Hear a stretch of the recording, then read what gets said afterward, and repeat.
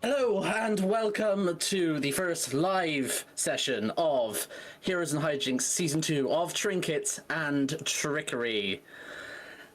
Oh, it has been a long time in the making. I want to first thank all my lovely players for coming on this journey with us, and thank everyone who is watching at home. Thank you very much. But without further ado, we will get straight into it, and we begin, finally, after many trials and tribulations, in the port city of Thorn River. It is the largest port on the western coast of the country of Anstrathine, and it is a city built by shipwrights and sailors, full of tall wooden buildings that sit along paths that are cut into the face of the cliffs that lead down to the docks and the white-peaked waves of the icebreaker sea. Here and there are slopes leading down to the water from the shipbuilder warehouses that are housed within the rocks of the cliffs themselves, and the highest point of the city is the centre of trade, the market square surrounded by stores and inns, and then towards the very peak is the mayor's mansion. However, this is not where we begin our story. In fact, we will bypass the merriment, the business, the mercantile, all of the work and play and living for somewhere a lot more dour. We are going to find ourselves inside the rock, inside a prison known only as Black Rock. And as we descend down to the cells, with only the sound of slow dripping water and the scurrying of rats as an overture, we zoom in to one cell in particular, filled with 6 individuals. At this point, we find everyone who we have seen in the prologues so far clamped in chains. Around their wrists are manacles crafted from that calcified white bark known as petrosite. And at this point, I will go round from what I can see and have everyone introduce themselves as you are all awaking, feeling the most hungover you've ever felt in your lives. And we'll start with M. Please introduce your character to us. Hi, so I am Fennin. He is a half fae, half and he's on the shorter side. I say shorter side, 5'7", dark curly hair, little eyebrow slit, for a scar. He's missing his ring finger.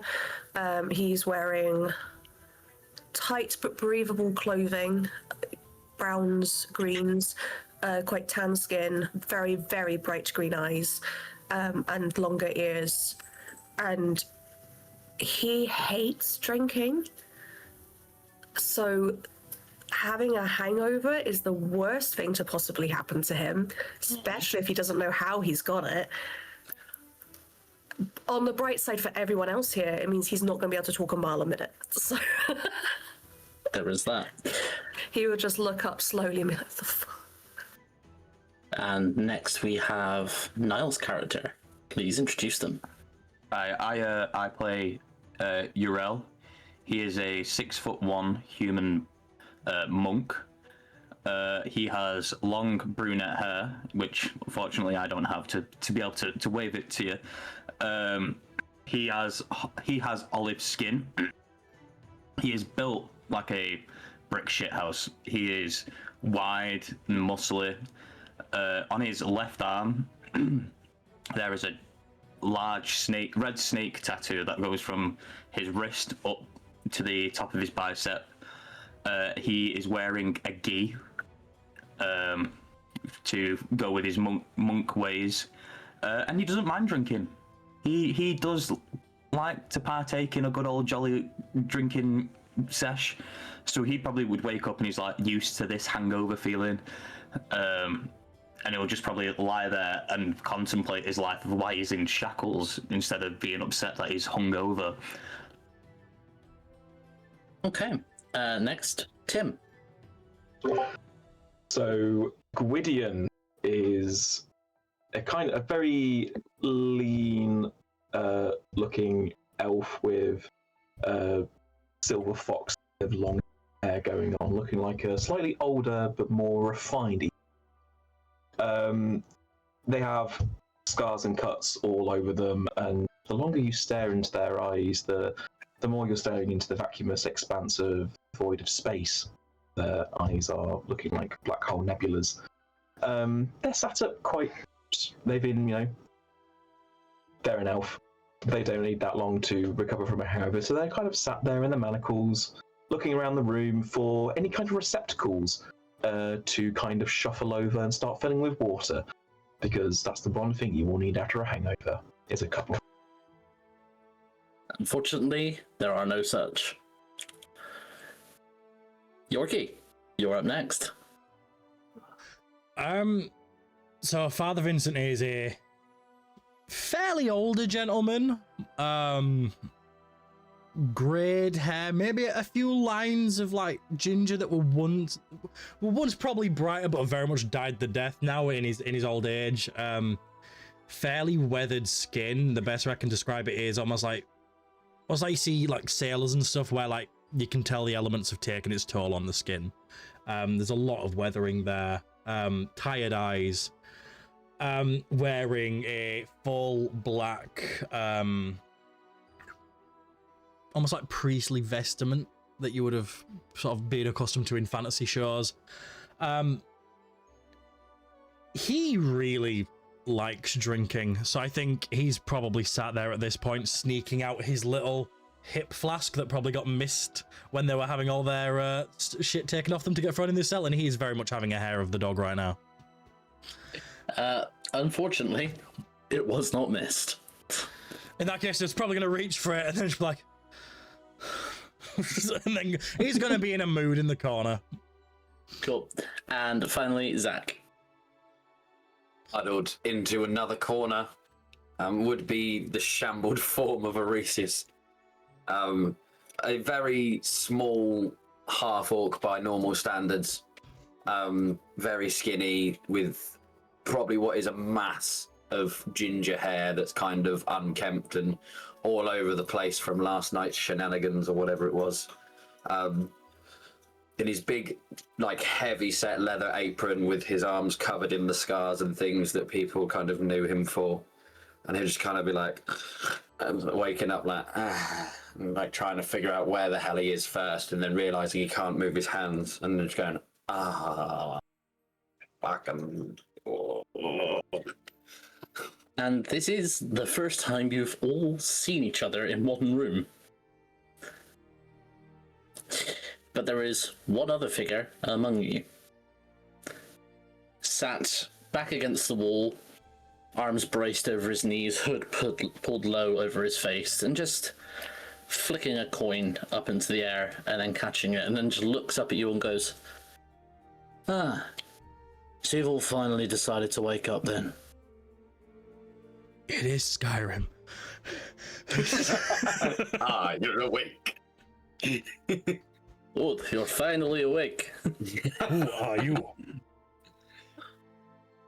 I think Urel would probably just like, as he's laid down, it'll like do like, like when you wake up with a hangover and you do the cautious roll because you know your body's gonna like be at disadvantage for every check you do in the daytime in real life, and he just does that awkward roll to look who's talking to him. Like, who are you?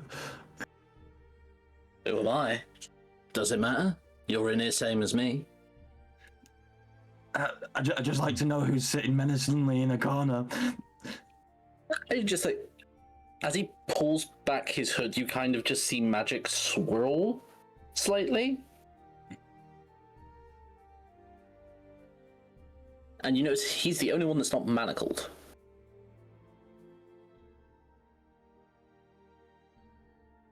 The face that greets you is pallid, almost blanched white, with streaks of black and some gold through it, almost like marble. His eyes are just completely black.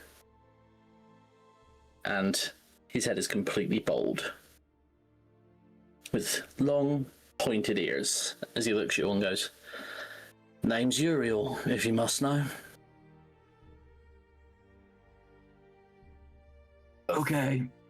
He just rolls back over. He's just, I can't deal with this. How are you spelling your name? Just for no reason in particular. There you go. Where the fuck are we? Prison, wasn't it obvious? We're in. Oh, fuck. Sorry, do you usually end up sleeping in stone cells with no door? You'd actually be surprised at how much that happens. I happen to still be assessing where I am. Wow, you lot really did get fucked up out there, didn't you? I don't even know what happened. Does anybody remember? One would assume we had quite a convivial evening, and may have taken it a little bit too far, but... How do you sound so jolly when we all feel like this? I think I can still taste rum. So, if you wish, you can make a history check, but it will be at disadvantage. I'm gonna try. History. I got a 17. Okay.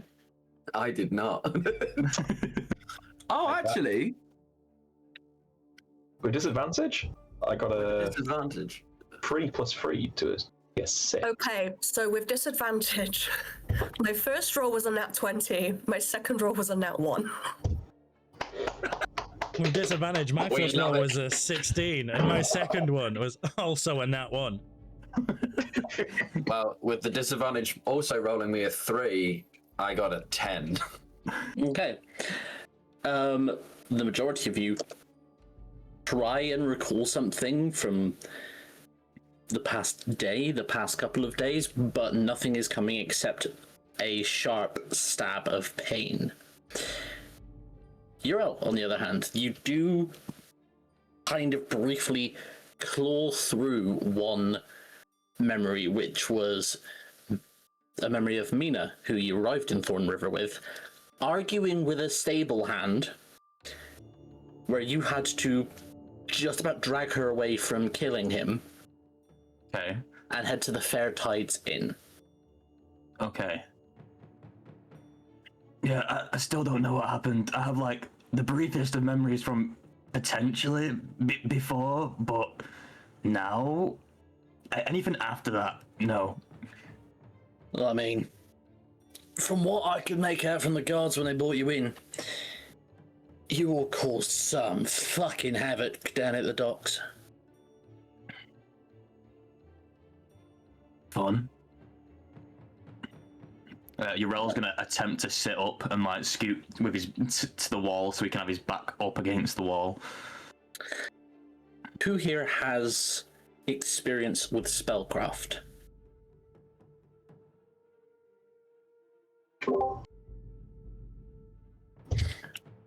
So, anyone who does have experience with spellcraft, you can make me an Arcana check. 15 will get you something, 20 will get you more, 25 gets you everything.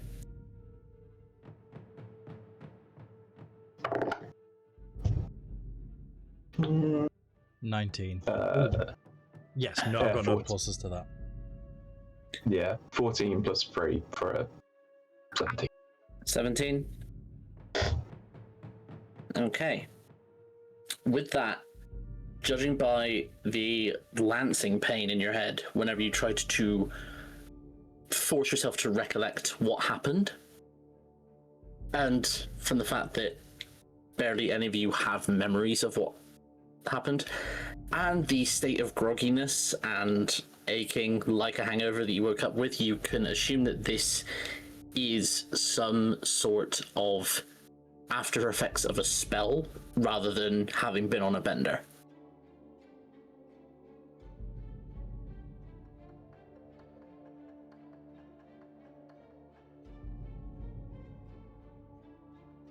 Okay.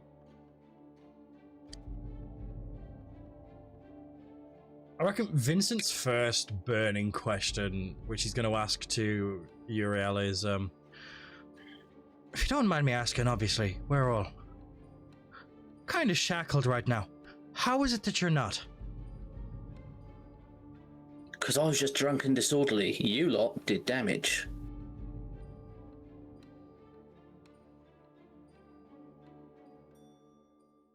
Do you know what damage? No, I've been down here. I'm only guessing from what the guards said when they brought you in. And are you able to recollect what they said word for word exactly? They're just going to look at you and go, don't be fucking stupid. It's a question. I'm gonna get up and just walk over to the bar, like hobble over to the bars. There are no bars. Oh my god, where's the entrance? Where the fucking what? You can roll a perception if you wish. I will try. I'm assuming at disadvantage. No. Oh! Is this per chance a certain type of jail cell that we might have recently seen in a Wednesday game?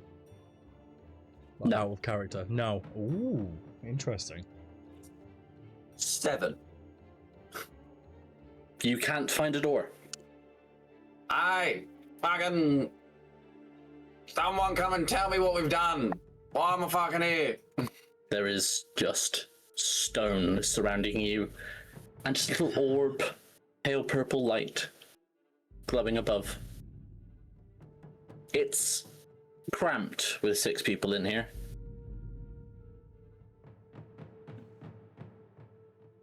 I need a piss. Can I go to the toilet, please? Anyone? Does anyone I mean- know if magic works? Can any of You you can- try a spell?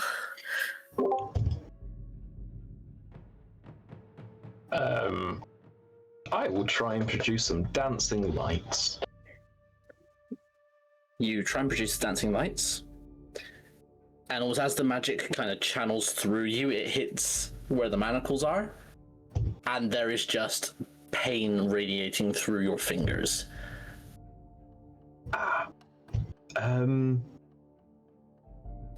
Going to assume that while we are wearing these manacles, unfortunately, any kind of magical ability kind of off. I mean, you could try yourself. It might be different for you, but sadly, no. If you've got something to mend or someone for me to message, other than that, I can't do anything else. I look at what I'm wearing. I'm assuming there's something that's got a cut on it somewhere, like ripped fabric. Lovely. In which case, Fen will shuffle his butt across and I will shuffle also. put his chained hands If you would kindly. and tries to cast mending. The same thing happens. You reach out for the magic, it travels through you, hits the manacles, and then through your hands is just pain. Fuck! I can feel pain in the finger that's not there. Don't worry. Happens to the best of us. I'm gonna look at Uriel. How do we get the attention of the guards here? They come around when they feel like it.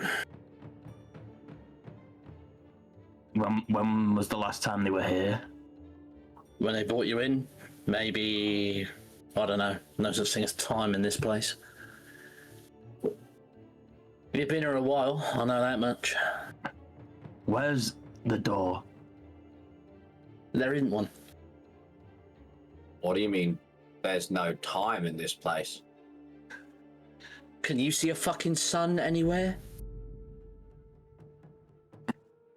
Good point.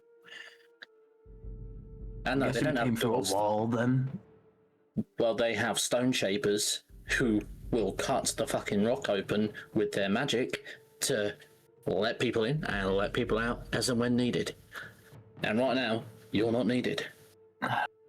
So you might as well get to know each other, because you might be here a while. You seem to find yourself frequenting these cells quite often. Is that out of habit, or you're just an incredibly bad thief, or just this is a better place to live? Might have been known to dabble in some piracy in my time. Ah. But you've been caught a few times, haven't you? Once or twice. Have you improved? Well, I stopped piracy. Oh, that's good. Another line of work. It's always good to have a backup in case your preferred line of business goes under. Yeah, now I just kill people for money. Oh, lovely. Are you any good at it? Reasonable. Well, I think that's a binary answer, to be honest. Like, you can't be reasonably good at Hey, or unreasonably good at. I'm only in it for drunk and disorderly and spitting at a guard. Use the one in chains. I mean, spitting at guards quite awful. I mean, that's not very polite, is it?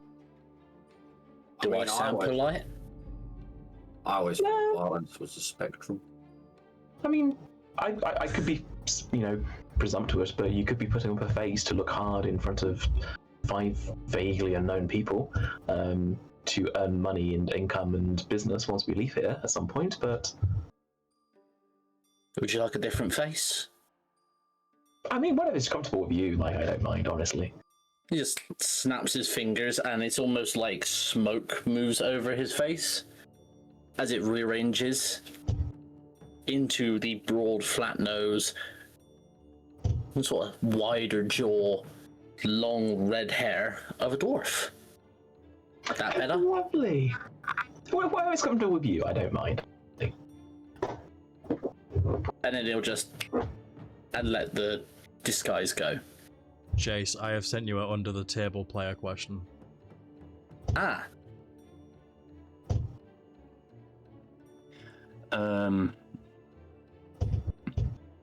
Urel's gonna stand up.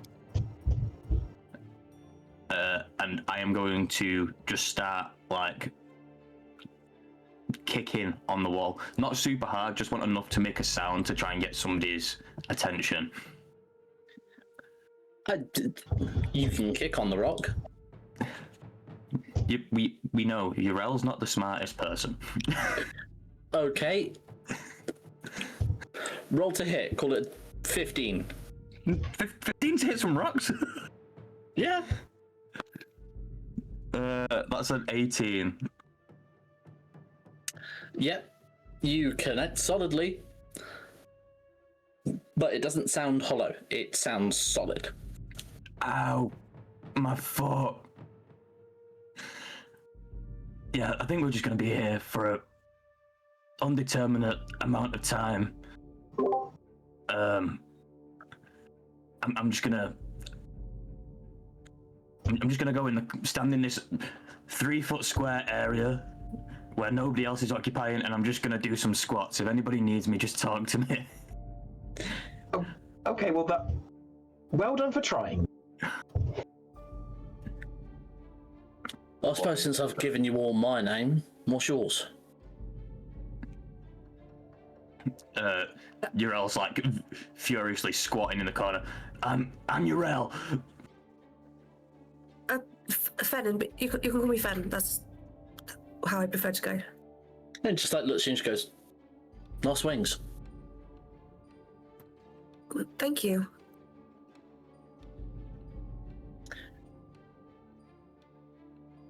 I did it again.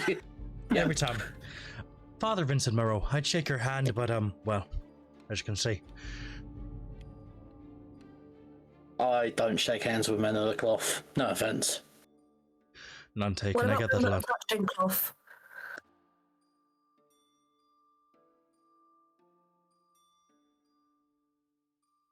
You're an obstinate little fucker, aren't you?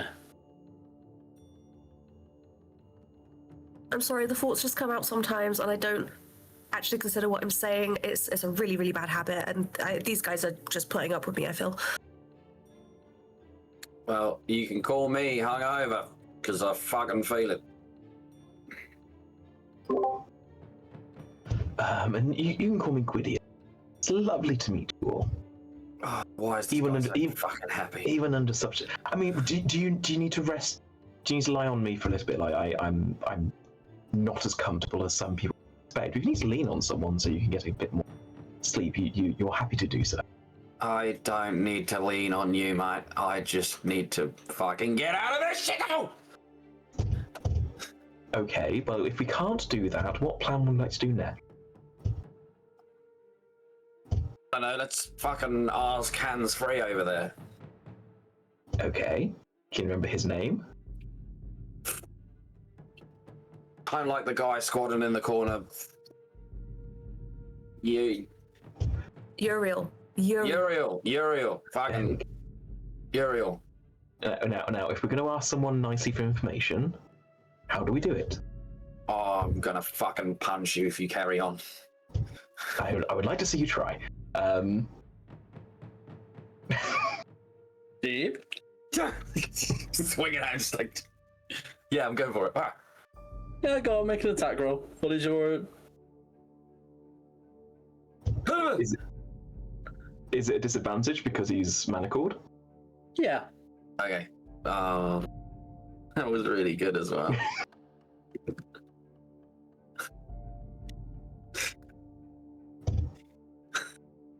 There are no pluses to this, is it? Because I'm just unarmed.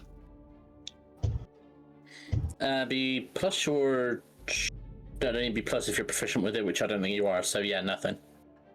6. Yeah. No, as you kind of punch, I kind of like just lean back far enough so you just collapse slightly into my lap. Yeah, to say, I would slip and just like end up face planting. Now you're going to do yourself some mischief. Now, why don't you just settle down here for a little bit, and then we can proceed, okay? Don't worry. I didn't know it was that kind of pie. And I like gently just pet Oresis's hair, just to calm him down a little. I'm gonna fucking. Yes, you will. You will eventually. Don't worry. Just roll off him. Just lie depressingly in the middle of the floor, sulking. You're not sure how much time passes. It could be minutes, hours, days, before eventually you hear the rumble and shake of rock as you see that the partition formed.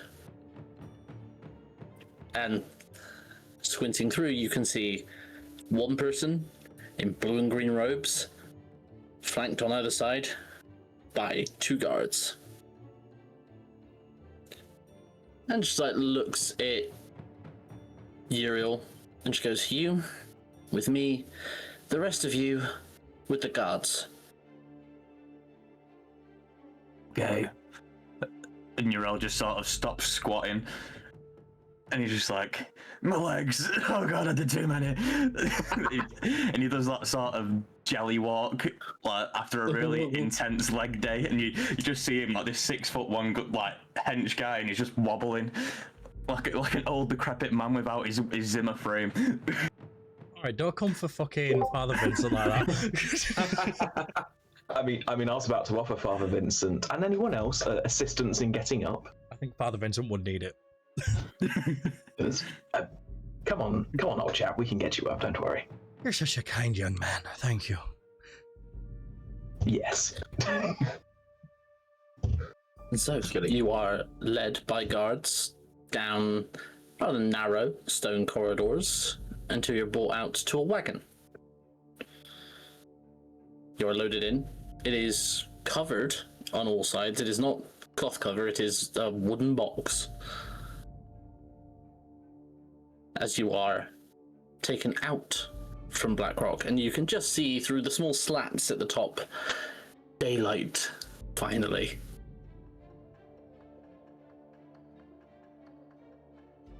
The truck takes... Oh. Hey, big man, do you want to try kicking this one through? I think you got a better chance now. I can, but can the old man run? As long as you're faster than the slowest, you're fine. I mean, that's true, but the question is what if we're like on an island and the only way to run is across a bridge? I feel like we're gonna get caught pretty quickly. I mean, can you swim? I can swim. I don't know about the rest of you. I can no problem. I don't think fucking Wingy over there is going to care.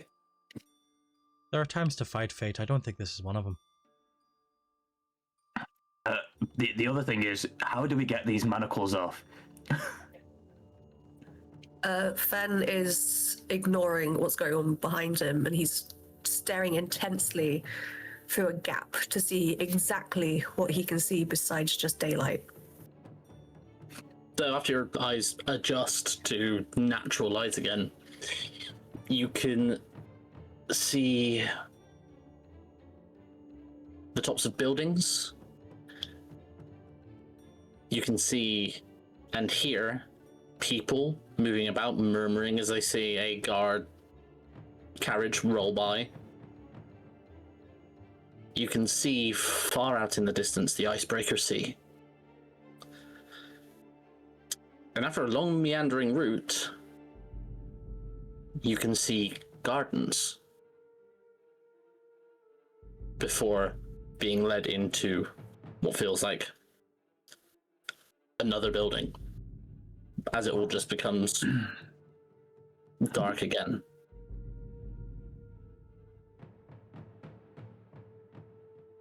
Well, that was actually quite a pleasant ride. Really beautiful scenery to look at. If you guys had shut up and actually had a look, I think you might have enjoyed it. Don't tell me what I'll enjoy. I want to sit here and suffer because I made a mistake. So, was there anything interesting that you did see outside the slats?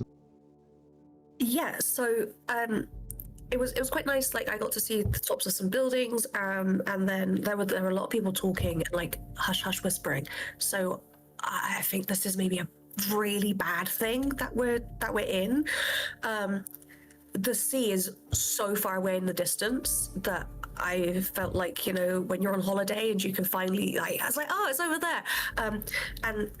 So the most beautiful gardens. I think they were the most beautiful ones. I don't know. It's been a while since I've seen an actual, like, really nice garden. But it was really nice to me. Like, it was really pretty, and I've really missed hanging around flowers. I kind of miss nature, you know. And now we're in another building, so it's pitch black. So your roll's just like sat blue screen and just died. Just gonna start banging his head slightly on the thing, like dunk, dunk. So do you prefer the ocean or do you prefer gardens? Oh, I greatly prefer gardens, because if I go in the ocean and then the salt dries out of my wings, then they become a little bit difficult to, like, I have to then clean them off really carefully so that I can actually fly again. It's just this whole ordeal. Whereas if I'm in the gardens, I can just, like, sort of, there's natural spring water there, or like I just fly around or have a laze in the sun. It's beautiful. It's really, really nice, actually. I reckon. Also, sorry, the feeling of like the. Sorry, I reckon mid Fen saying all this, Vincent's gonna sort of put his hand on his shoulder and go, I'm guessing you were told you were an oversharer a lot as a child. I wasn't told anything as a child because I was the outcast of my family and no one wanted me, and I was sort of a slave to basically all of the Fae in the area. So that's a yes. So I didn't ever talk, and this is the most I've talked in a very, very, very, very, very long time. I'm gonna start banging on the side. God, I'm really fucking sorry. Get me out of here, please. I'm so sorry. I'm so sorry. Yeah, I reckon. Sorry, you go. In that case, I think you're doing awfully well, actually. Thank you. I really appreciate that, Gwydion. Not many people are very kind to me, and I'm starting to maybe understand why. Maybe I'm just associating myself with the wrong sort of people. You seem lovely, though. Maybe we should hang out after all this is said and done. We should. We go into some gardens and get some soil between our fingers. That sounds lovely. Yeah, I reckon Vincent's gonna sit back down and be like, "Gods, I hope this is an execution." Urel's already just clocked out. He just looks like when you've gone through too much school and it's like 2:30 on a Friday and you've just done with the week and it's just let it be over. And you do hear the guards, like, as Aurelius is banging on the doors, go, "Pipe down, you screaming," as they unlock the carriage, open it, and start dragging you all out. You are led through what looks like some sort of warehouse. There are barrels and boxes and crates everywhere. You're led through to the back, which a staircase going up. And as you were brought up the stairs, you end up in something that looks halfway between being the insides of a boat and also a stately home. It's lots of wood paneling, it's lots of nautical theme, it's lots of jibs, slots for oars, but also the rooms are well appointed with brocade wallpaper and mahogany siding and silverware in rooms where there are tables. It's an odd combination of two until you are brought round into what appears to be some sort of meeting room.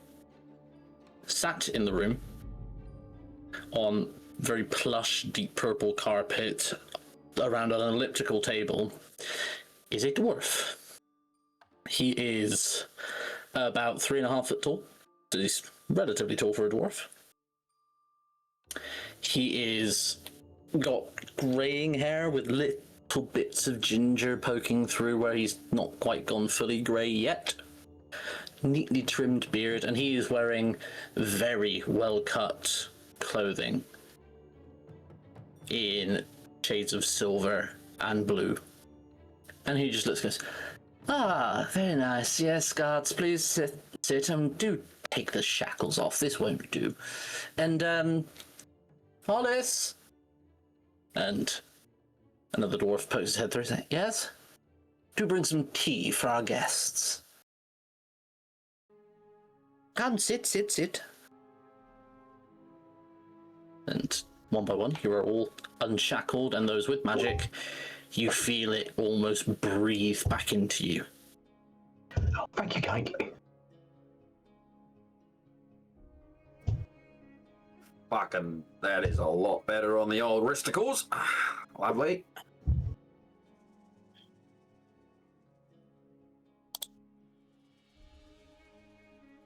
Now do come, take a seat. Yrel, like, cautiously sits down. His legs are still hurting from the squats, so he's trying to not make an absolute dick of himself by sitting down. I reckon So Vincent just would also slowly. take a seat. He's Yeah, all sitting down like he has piles. Yeah. Well, I'll take a chair and turn it around the wrong way and sit like this. Are there any, like, serving staff or anywhere? Because this feels like an important place. As you are all taking your seat, you see the door being held open again as 2 or 3 serving staff come through with pots of tea, cups, saucers, and a tray of little cakes and biscuits. It's like they're read his mind.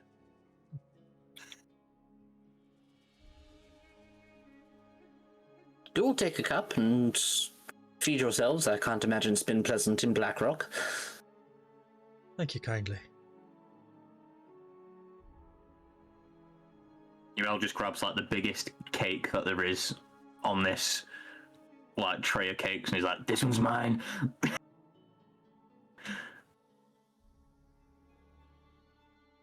I'm really sorry to bother you from a beautiful place, and thank you so much for your hospitality. But I have 2 rather important questions.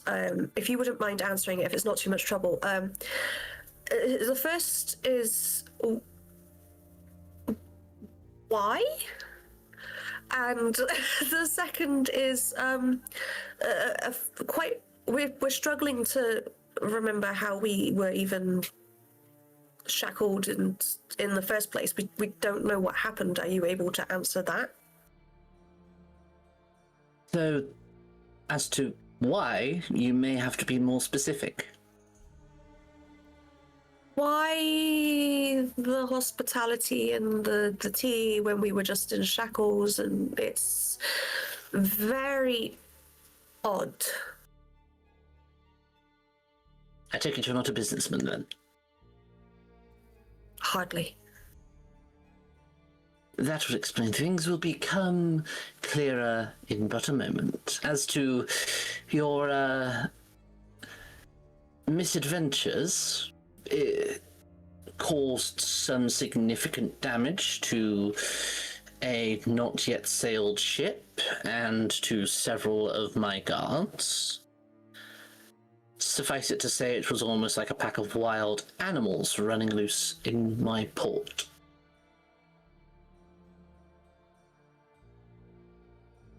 Hence why you had to be detained and shackled in Petrosite and taken to Blackrock. I mean, it sounds completely fair, but we have no memory of that ever happening, or what was happening before that, in fact. And yet, and he brings up a, portfolio, and as he thunks it on the table, it's heavy. And he opens it and just starts pulling out papers, and all of them are just affidavits and sworn statements from witnesses and victims.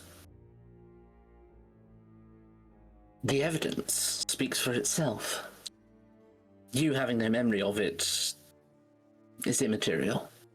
Well, fuck. I'd kind of like to know why we don't have any memory of it, though. That would... Well, that is not for me to diagnose. That is for you to find out for yourselves. So, why have you got us here? If you would care to elaborate for us. Well, as it so happens, I am not just mayor of this city, I am also a collector of esoteric and magical artifacts. And there is one I would like you to find for me. Okay. More information? It is known as the chronolometer. The fucking what? The crom thermometer? What the fuck was that? Chronolometer. Chronolometer. That sounds fucking mighty. Why us? Well, I could hire treasure hunters and brigands and all sorts of people who would have me pay for their services, but I fortunately have 5 people in front of me who owe a debt to the city, and why shouldn't I make use of that? I mean, that sound fucking logic. What you're saying is, we're free and expendable. Well, expendable, yes, but I'm not a heartless man. I am reasonable. I am business-driven, and should you return with what I am asking you to acquire, I will consider you all pardoned and your records expunged. That sounds like a fucking great idea to me. Let's find this fucking thermometer. And I would assume as well that means we are off the hook for any kind of debt that is incurred due to the damage, which may or may not have been incurred by us this last year. The value of this item you are fetching will more than cover the difference, don't worry. Just wanted to clarify that. I came into Fawn River with a companion. Do you know what happened to her? To who? To Mina. Who? Okay, don't know then. I don't keep track of every person who enters and departs the city. Well, I remember going into the inn with her, and that's where my memory fades. Oh, Which buddy, one? I've been there. There are at least 4. One of them.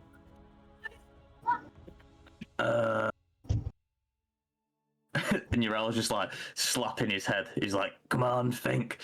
He's like, it's near a stable.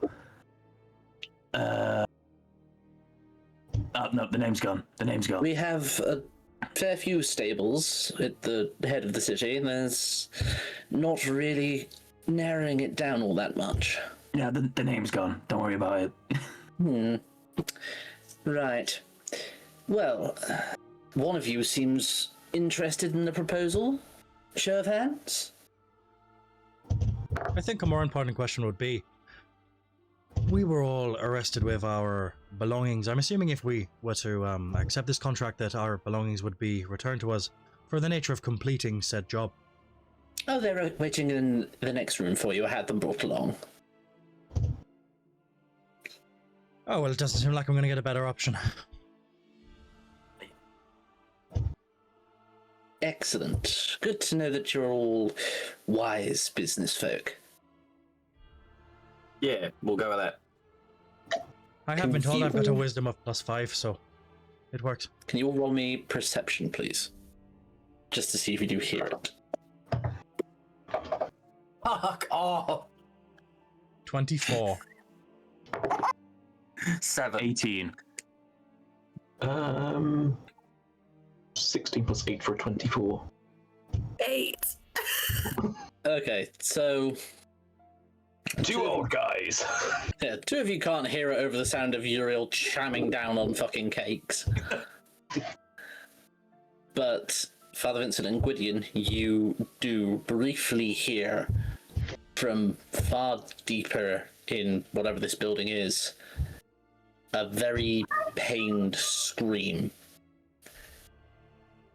If you had to liken it to anything, it's almost as if someone's lost a limb or childbirth. Just the screams and throes of that sort of pain.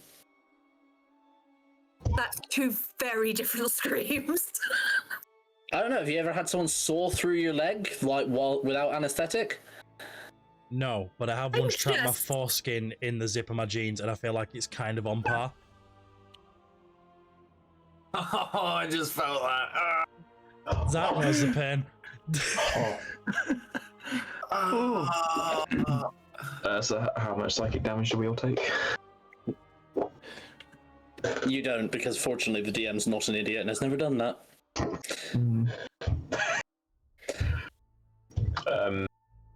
Did you just circumcise yourself then, Yorkie? He wishes. I wish it'd fix a lot of problems.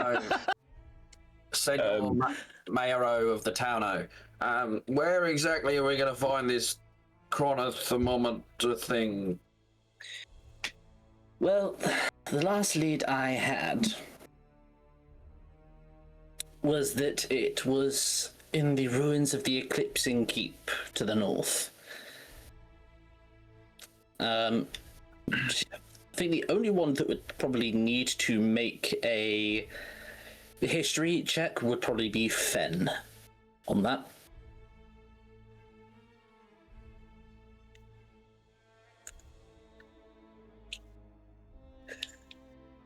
I need to get some new dice. This is appalling. That's a 5. Fuck. Okay. Yeah, that rings no bells for you. However, everyone else who has been and lived on the west coast of Anthrathine for a while, especially actually Uriel, being from the Blackfang Mountains, you're very well of the Eclipsing Keep. It is, or was once, a very foreboding and menacing-looking black stone castle just on the road into, like, the main bulk of the Blackfang Mountains in the north. And it was, rumour has it, once the stronghold of a vampire lord.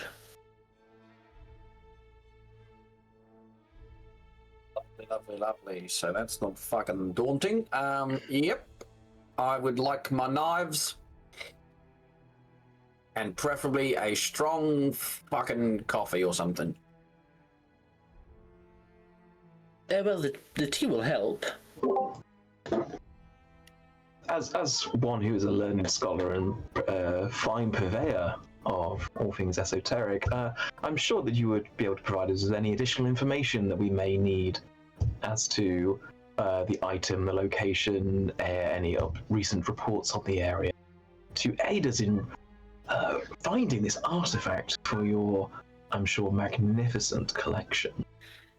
Unfortunately, that will not be possible because it took a great deal of expense to just learn its location, let alone anything else about the area, the flora and fauna and whatnot. Ah. Okay. Wonderful. The people who got you this fucking information, do they happen to still be alive? One of them is, yes, but he's now categorically insane.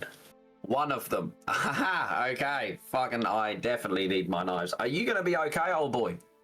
I'm like, not saying anything, but like, you're a bit rickety on the old stairs on the way up. Fucking, are you gonna be good with this? Thank you for your concern, lad. I'm a lot sturdier than I look. I thought he was talking to Urel. It was a bit of both, bit of A, bit of B. Urel's just chomping down cakes and not paying attention. He knows he's got to go to this dangerous place, and he's like, I'm going to get all the free sweet treats now before I have to go. He's going to regret that on the hike. Well, He lives in a... He's lived a very frugal life with things before now, so this is like telling a diabetic person they can finally eat sugar without restraint, so... There. That's a quote for a t-shirt. And the most positive. And I am not expecting you to go just on your wits. And he pulls out of a little baggie just individual purses, and each one of them settles with a very heavy clunk against the wooden top of the table. 100 gold pieces each for supplies that you may need. Oh, I fucking love money. Thank you kindly.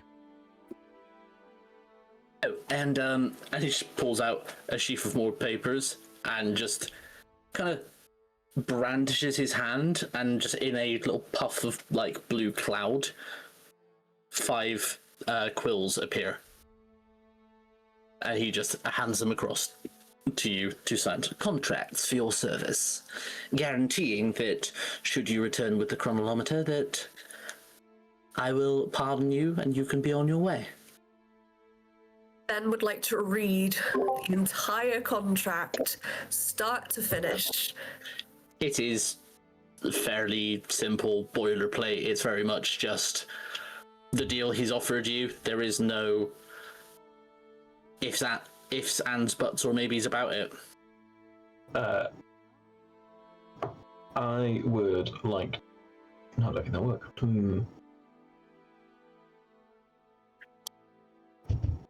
Vincent's signing it. I was going to... Would invisible ink appear as under detect magic if it's been made magically invisible? Tim, how is it you are always posing me questions I've never once had to answer in the entire time I have played D&D? In Tim's defense, I was also thinking something very similar. If someone has made writing invisible magically, would it appear with detect magic?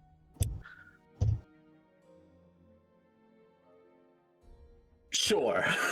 Okay, I'd like to expend 1 use of arcane sense to detect magic. Okay. There is nothing on this contract that is magical. However, you do get it off of his back. Got it. I will happily sign, having done that.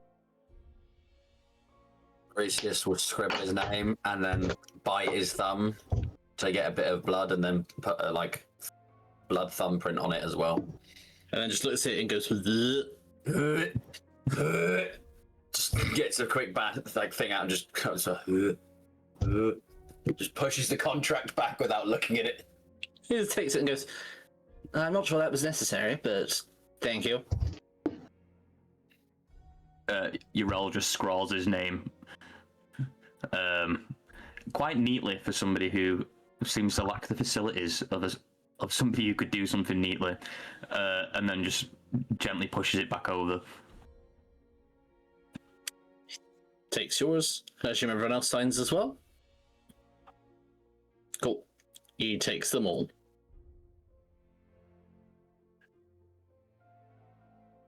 Excellent. Now, Hollis! And as he calls the doors up and say, Yes. Do see our guests out and make sure they have everything they need. Okay. And what about that? We won't talk about that issue in front of them. I will see to it myself. Okay. Would you all follow me? Well, lead on, good sir. And you follow him out, and he is another dwarf, but looks a lot younger than the one you were just in front of. His hair is still bright red with little streaks of orange through it. And his beard is not quite as well kept, a bit bushier, a bit more scraggly. But still wearing the same silver and blue robes, and still a very fine cut. Alright, I'll show you out. I suppose it's fine for you to go out the front rather than go back down the stairs and back through the docks, especially after what you all did. I mean, after we've collected our belongings first. Oh, yes, next room. They let you in, and they are in bundles on a table. My fucking sweet babies. Pick up my cleaver. Ah, Bertha, there you are. I would like to check my belongings specifically for 3 items to make Okay. sure they are still there. 3 scraps of paper. Ah, yes, they are still there. Excellent, thank you. Get my I'd ring. like to check to make sure that the amulet of the Lone Raven is still among my It is. possessions. But Everything you had on you is still there. I was going to say, for brevity's sake, I imagine we all have all of our belongings. Yeah. Yeah.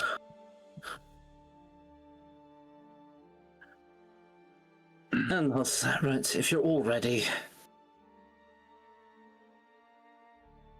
I like to think He'll- at this point, Vincent's taken a bit longer, considering, he has basically full metal armor to be putting on.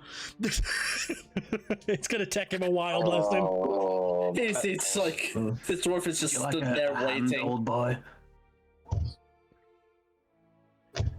I'll only be a minute. Sorry. I didn't think he could get any slower. Is he like casually, just like, what I say casually, very impatiently checking a pocket watch? Just As he's waiting, I go, while we're here for some time, would you be able to possibly direct me to where one could claim bounties in the he just like looks at you a bit strangely.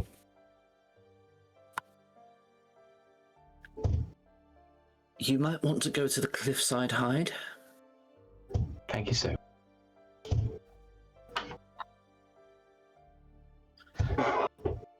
Right, I think I'm ready now. Oh, thank fuck. Good lords. Okay, if you follow me.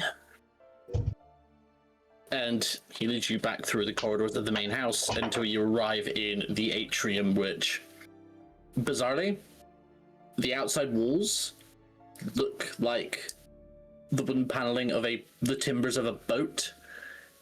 As you turn around, in the middle of the main stair, which very much looks like a stately home, is just the main mast of a ship.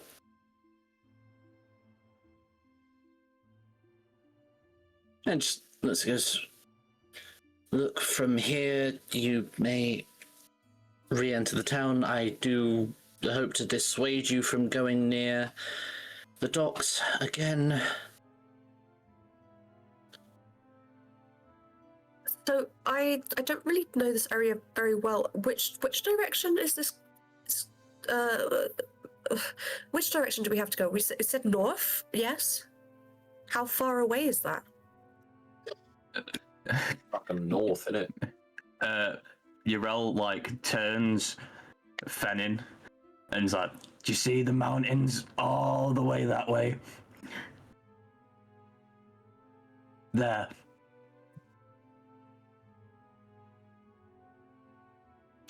Depending on the route you take, it could take 2 weeks. Father Vincent, it will take 5.5. 3, yeah. Years. Limbered up a bit. He's just a bit stiff from all the carriage rides. Oh, I bet you are. Yeah, definitely the carriage ride's not the fucking fact you're ancient. I'm only like mid-80s. We'll get some cod liver oil for you. Well, that was fucking depressing. Suppose we go better find this fucking chronometer thing. Oh dear. So you have options now. You may enter the town and spend your gold as you wish before leaving. Or you could get some supplies before we head out on a 2-week journey. I mean, you also didn't specify how you had to spend your gold, so you could just go and drink it. Absolutely not. One for the road. Because obviously we did all of our one-to-ones, and before that we had a little hiatus together to get to know each other. That does not apply anymore, does it? That one, the one back at the beginning, the first little one we done, that doesn't apply. That first one shot does not apply. So cool. Is there an enchanter anywhere around here? There are a couple. So you could go to the Armored Admiral if you want items enchanted. They will have an enchanter there. You could go and see. There is a mage who owns a bookshop in town who may be able to help you. Other than that, depending on what sort of enchantment you want, someone at the Temple of the Mother Below might be able to help you. It is for my cleaver and my new lovely dagger that definitely doesn't harm innocent people. To replicate what I did in the one shot. Okay, you can head to the Armored Admiral if you want enchanting services. That would be the one. Does anyone want to come to with me to the fucking Admiral's Arms or whatever the fuck it's called? I'll go with you. All right. Oh, okay. Yes, this is gonna be fucking fun. Okay, well, that's two going there. What does everyone else want to do? I'm gonna go and look for Mina to see if she's still around anywhere. Do you remember where to look for her? No, but I know she's feisty and she'll probably want to beat me up when she sees me. So if I just walk around enough. Go back to the prison. Okay, and anyone else? I'm going to head towards the Cliffside Hide. Cliffside Hide, okay. And Father Vincent. Father Vincent is going to go, as he walks out, he's going to go to take a drink out of his hip flask. He's going to pour it upside down and see it's empty. Definitely wasn't empty when it went into the possession of them guards. He's gonna be like, yeah. Maybe the gods are dead. And then he's going to head to the tavern. That guy's a fucking animal. Which tavern do you want to head to? He will just aimlessly walk until he finds one. He doesn't know where any of them are. Okay, that's fine. I think then we will start with 4 directions. So go 1, 2, 3, 4. 4! We'll start with the Armored Admiral. Right, where the fuck is this thing? So, Ursius, Fen has now got the coin pouch in his hand. Can you tell me how much is in here? 100 gold. Right, but what does that even mean? Let me see. How would you buy things where you're from? I just do a lot of trading. Okay, cool. That's fine. You can trade these for shit. But the shit that you want will cost a certain amount of these gold coin thingies. So if someone says, oh, do you want to have a book? And you go, yeah, I want to have a book. What can I trade you? They'll go, oh, give me a gold coin. And you'll go, okay, there you go. Have a gold coin. They give you a book. Right. But are these really valuable? They are to someone who doesn't have 100 gold. They're not to someone who has more than 100 gold.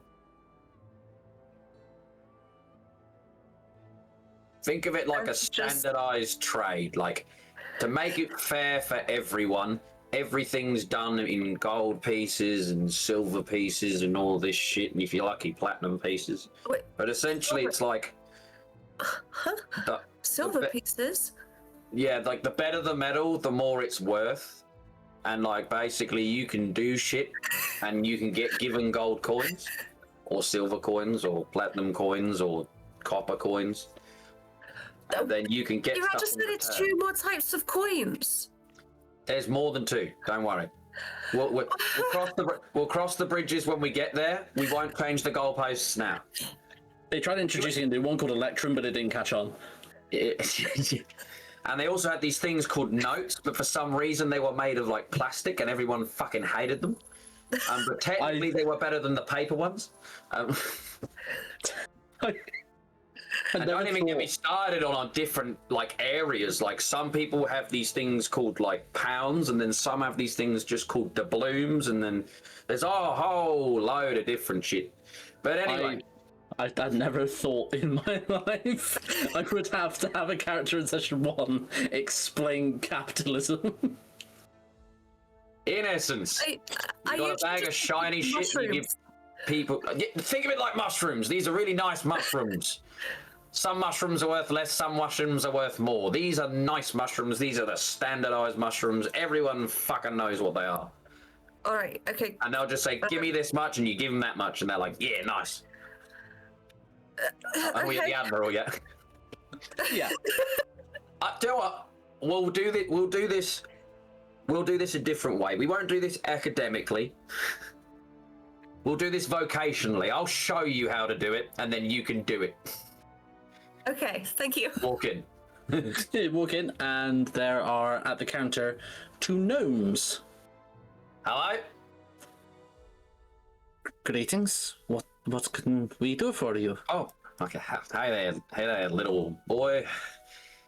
Can I fucking...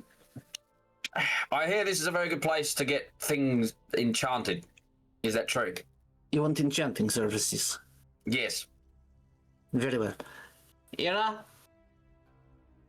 And from a side door, and as the door opens, you can kind of just smell, it's almost like ozone burning.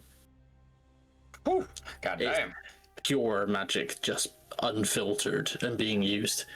And they coming through is a 5.5 foot tall half elf. She's got her hair tied back, and she's got the sort of like descriptors, almost like hazelnut shell kind of colored skin.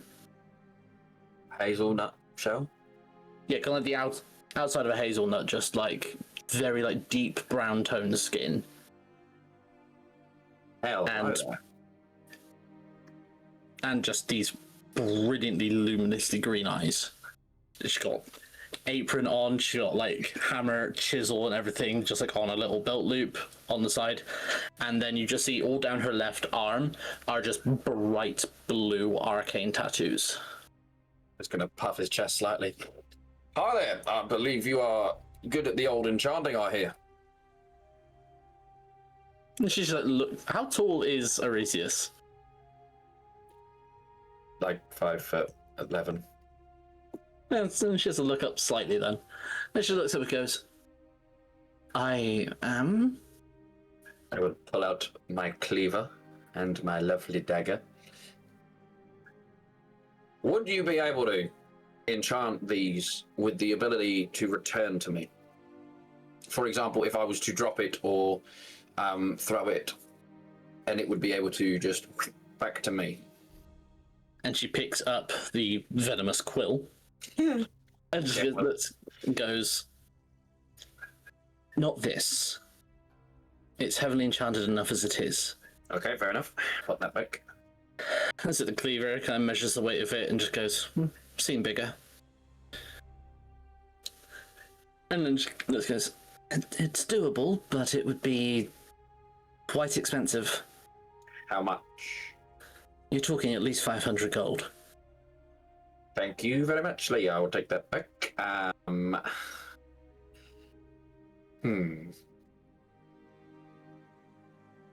Is there anything else you need? What? Put the cleaver on the table again. What could you do to this with a budget of, say, 200 gold? I could Up to. improve its sharpness and maybe make it a little more magical should you encounter, say, a werebeast. Yeah. Well, how much would that kind of cost? Well, 200. You asked what you could get for 200. I just told you. Fennin? Yeah. You know I said about that practical example of what you can do with it? You want my... Would you like to partake in the exchanging of coin? Wait, you were including my gold in this the whole time? What could you do for 100 gold? Burn it for heat? I'll pick it back up. Is there anything you'd like, Fennin? Some food. Well, it's been a pleasure. I'll be back when I've got 500 gold after finding some thermometer somewhere in the middle of the mountains. And, yep, take it easy. You all good. Kids, be safe. You take it easy. And they I'm just gonna back out. they just look at you going and just like exchange a look with the two gnomes who are equally as mystified. Before he's gone.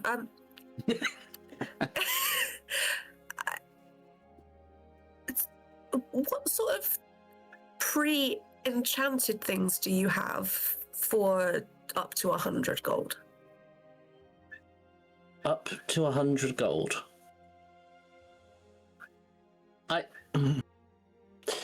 Boss, do you mind taking over before I throttle someone? I have a little bit more than that. I'm on a budget, and I'm sorry to be a pest. I don't really know about money or the economy or anything like that. I'm just sort of like, I'm new to all of this, and I want to help my friend out a little bit and just get him something. Are you done? And she just disappears back into the room and shuts the doors. Forgive our apprentice. She's temperamental. It's perfectly understandable. I completely, I get it. You have 100 gold. Yes. 100 gold. Do you want to hit things harder, or protect yourself more, or maybe something different? Fen will like look towards the door to where Arceus went. Look back. I think maybe hitting harder would be ideal. Hitting harder. Okay. I don't sell things that are perhaps as affordable as you would need, but I have some experimental things that you could perhaps try and report back to me. Yeah, absolutely. I'm okay with doing that. I make very in-depth reports. Can you roll me a d4?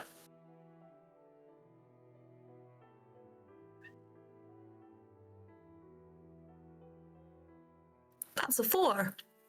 Your main weapon's a bow, isn't it? Yeah. Daggers and short bow. Short bow. Cool. And so like this gnome like hops down off his stool and goes underneath the counter and pulls out a quiver, which has 10 arrows in it. Yay! These are what I've called sparking shots. Sparking shots. Yes. So you fire the arrow, and it also gives the target a little bit of a electric shock.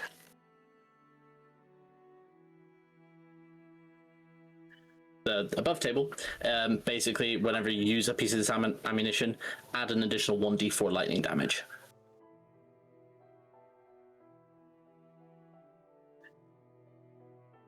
And actually, once you have used it, the charge is gone. And there's 10 of them. 10 of them.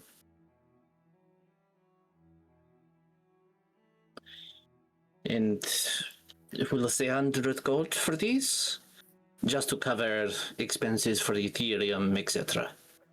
Okay, sure. Fen reaches, pulls out that coin bag and just dunk. Takes it from you. A pleasure doing business. Thank you so much. Yeah, I will write up the report and get it back to you as soon as we're back in town. Perfect. And off he goes. Okay. Arisius, is you still waiting outside the shop or no? Arisius would have got like a 30, 40 feet away and been talking to what he assumed Fenton was with, and then just took turns like, you are awfully fucking quiet. Fuck! Runs back and kind of arrives at the door just as Fennon's coming out. Oh, fucking... Are you okay? I thought you fucking came with me. Oh, I managed to get some arrows that do some damage. They're experimental. Cool. Yeah, I thought so too. It's 100 gold. Let's go get some fucking grub then. Alright, Just don't shoot me with them. I like to just think that obviously Reese's has taken Fen in there to teach them about money, failed miserably, and then Fen's just come out going, that's fucking easy. Yeah, see, fucking coins. You get shit. Done. Oh dear. And we will cut away from you two as you go to get some eats. 1, 2, 3, 4, 5, 6. Yorkie. Yes. As you wander aimlessly into town, it is in fact a market that is on currently, so there is just an array of food and drink and wares on offer. He's going straight to a stall that sells alcohol. The cheaper, the better. As you're looking, there are precious few that are selling anything that would be considered cheap. There are Stygian fire whiskey merchants, but you are looking at probably 50 gold a bottle. There are ale merchants from the north, Fingervanden, that have sailed downstream, but again, that's a few gold per pint. Do any of them have any free samples? No, they're not that stupid. Damn. I was just got passenger putting different free samples in it and just making his own like fucked up cocktail. He doesn't want to spend that much money on alcohol, does he? The only ones giving out free samples are a pair of halflings who seem to be serving iced cream. I was really scared you were going to say Manny and Nightshade because I'm not taking any booze off them two. I've seen how their practice works. Iced cream. Yep. It is just as the names on the front, as the artificers Benarlem and Jared are serving up Ben and Jerry's ice cream. Were these the same two from the start of the Wednesday game? Don't know what you mean. I like the little throwbacks. I'm imagining Father Vincent's probably never seen iced cream before in his life, judging by his lifestyle. He probably has not, no. He would probably go up to them out of curiosity, like, what on earth is this?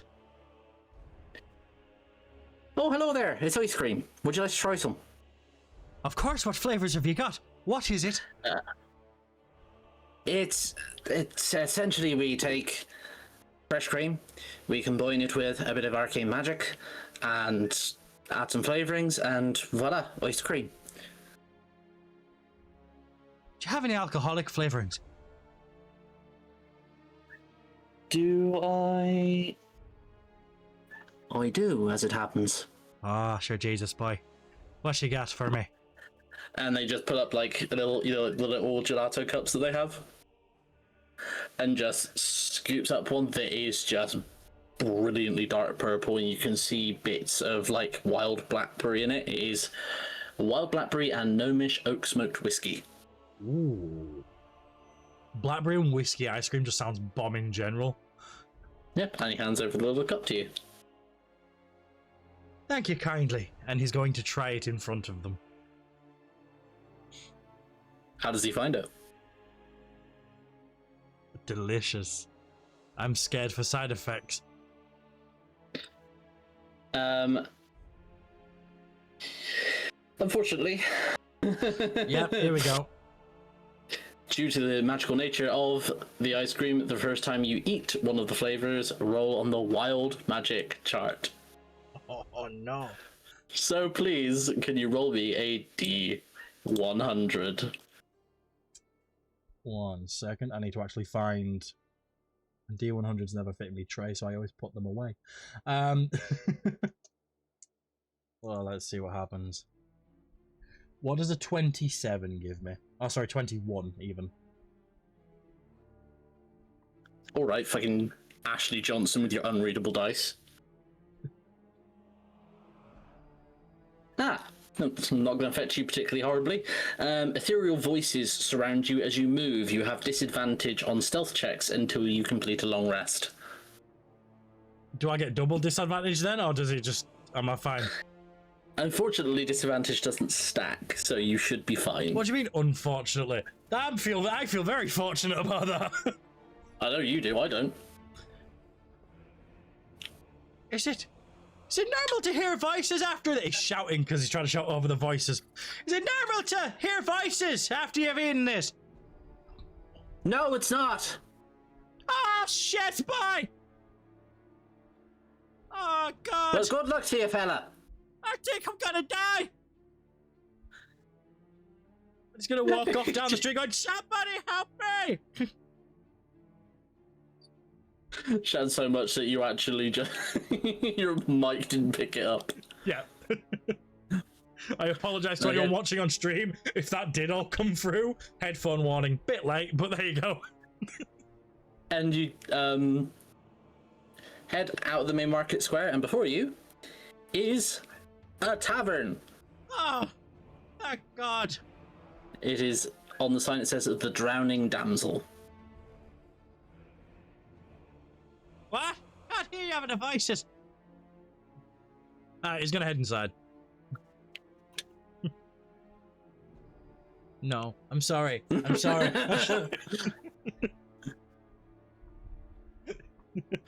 The sword of consequences. Do not test me. But yeah, you head inside. Let me just pull up my little sheet of information for you. Yeah,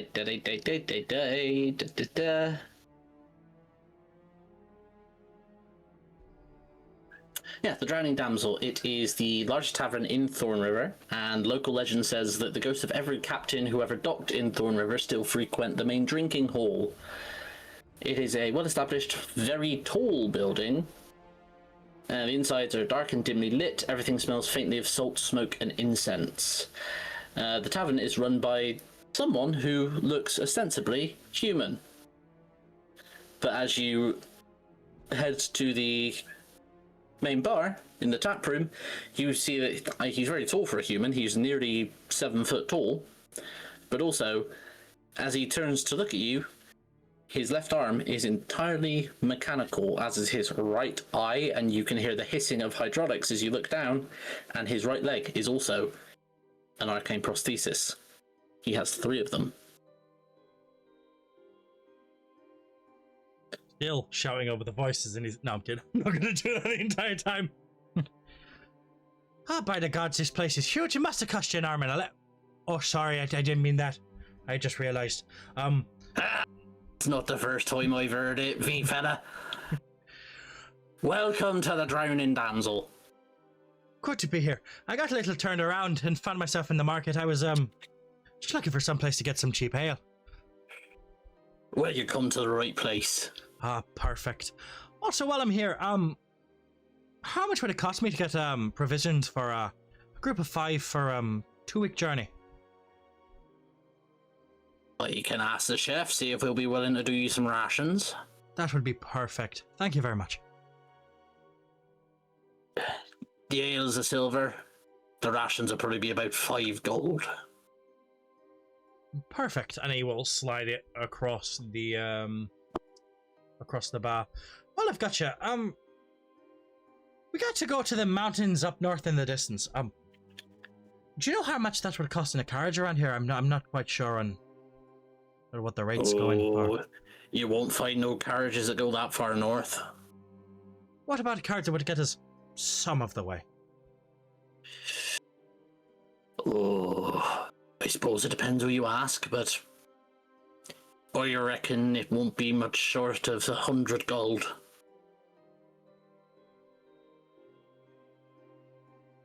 I reckon we can probably work that. Who would be the best person to ask? Sorry, I don't know if you gave me a name. Now, that's your question, isn't it? I'm not so sure of the answer. Most folk are just here to pick up their goods and take them along east. Very rare they go north. Understandable. If I was to start asking around, I imagine you do have some carriage services in the area, so if you could just point me in a general direction, I can start there and work my way around. Yeah, you want to go to the stables then? Perfect, I shall do that. Where are they? Sorry, I'm very, very new to town. I've never been here before. And you just hear a voice from across the room, and she goes, I can take you. I will turn and look at who's speaking to me. It is a short, red-headed human flipping a dagger. Okay. Who you recognize as you actually rode into Thorn River with them. They don't recognize me, though. Nope, they don't. Oh, that'd be much helpful. Thank you very much. What's your name? Father Vincent Moreau, lovely to meet you. And he will walk over and hold out a hand to shake his hand. He just goes to do it, and as he does, just kind of flicks the dagger to his other hand just to make sure it's not. As he goes to take the handshake, name's Bren. Pleasure to meet you, Bren. And he'll just slot the dagger into his sheath, and then I just need to.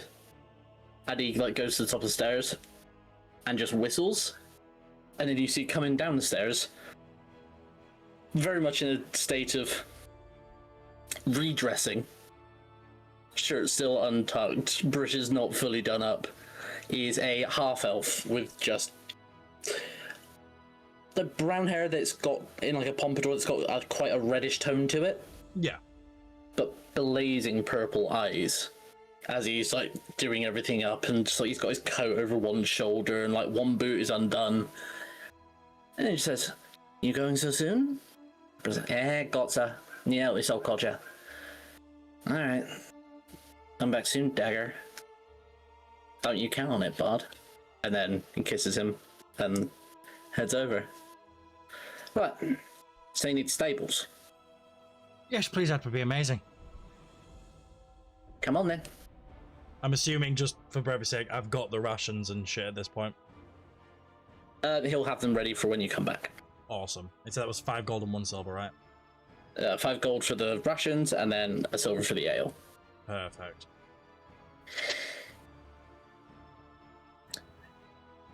He'll take you up to the nearest stables.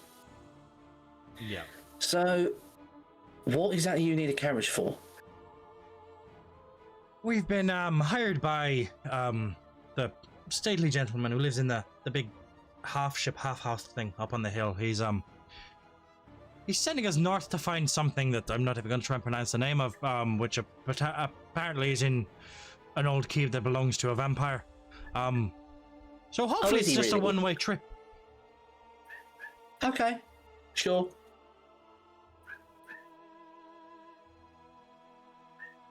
That's not annoying. Why were you also supposed to be getting this specific artifact? Well, the last time he needed an artifact finding, he came and asked me, but apparently I'm not good enough now. I'm sorry to hear that. I didn't mean to step on anyone's toes. No, it's fine. Probably doesn't help that I slept with his son, but you know. We can't help the company we keep. The heart wants what the heart wants. What the fuck's it got to do with the art? Well, you know, there's other parts that I got a want, dick but and it thinks with itself. I'm aware there's other parts that want, but as you can imagine, given my occupation, I try not to address those parts too much. Yeah. What's this thing you got to go get anyway? I'm not quite sure what he said it was called. I know it began with a C, and it sounded a bit like someone stumbled in saying the word conquer. Past that, I don't know much about it. Right. Okay, well, Mayor Tybane wants what he wants. Yes, it's not really our choice to get it. It in trade for a pardon, we might have got a little bit rowdy last night. So you were the ones that fucked up the dock. Apparently, we don't actually remember anything about it, and we've been given very limited information. I mean, I wasn't there, my friend Liz was, and they said you fucking trashed the place. I can't remember our exact motivations, but I'm hoping we had good reason. Oh, fucking chaos. You lot fucking just went wild. According to Liz, obviously, I'm taking what they say with a pinch of salt, considering they probably just enjoyed it and got involved. Any excuse to fuck up the port watch. What can I say? Apparently we know how to have a good time. News to me, but you know, once you get a few whiskeys in you, I'm pretty sure I'm just about up for everything. Well, you'd have done well to find alcohol on the docks. They don't even have a fucking pub down there. I'm assuming we got drunk elsewhere, and then that was more of a secondary location. At least that's what the headache I woke up with is indicating. Arian never saw ya. And also, with the Arcana check you had from earlier, which you passed, I think. I failed that miserably. I got a nat Oh, 1. did you? Was that that one? No, there was the history you got on that one on. Oh. The Arcana, you weren't at a disadvantage. I think you did actually pass it. You and Tim. Oh, yeah! Yeah, you did learn it was the after effects of a spell rather than drink. Right. Sorry, yeah. But yeah, it begs more questions than it gives answers, but at this point in time, it's either this or prison, so. I mean, fair enough. Of course, if you're any good at stealing, I'd be able to find work for you. Unfortunately, my old hands aren't very good at stealing anything nowadays. Fair enough. What do you like with healing? Healing is something I'm good at, aye? Well, I might have use for you. I'll bear that in mind when I get back into town. Good man. If I get back into town, that is. Here we are. You are a gent. Thank you very much. And for your trouble, I can't let you go empty-handed. It wouldn't be right. And I'm going to give him 2 gold. Mm-hmm. Are you about to say that I've got no gold on me when I go to try? He just like he'll take the gold. And are you wearing any sort of? Are you wearing the dusters? Like, have you got them on? I am. Cool. Don't have him steal my knuckle dusters, please. I mean, I'll let you roll a perception or insight to see if you can catch him doing it. For fuck's sake. You do need to be a 25.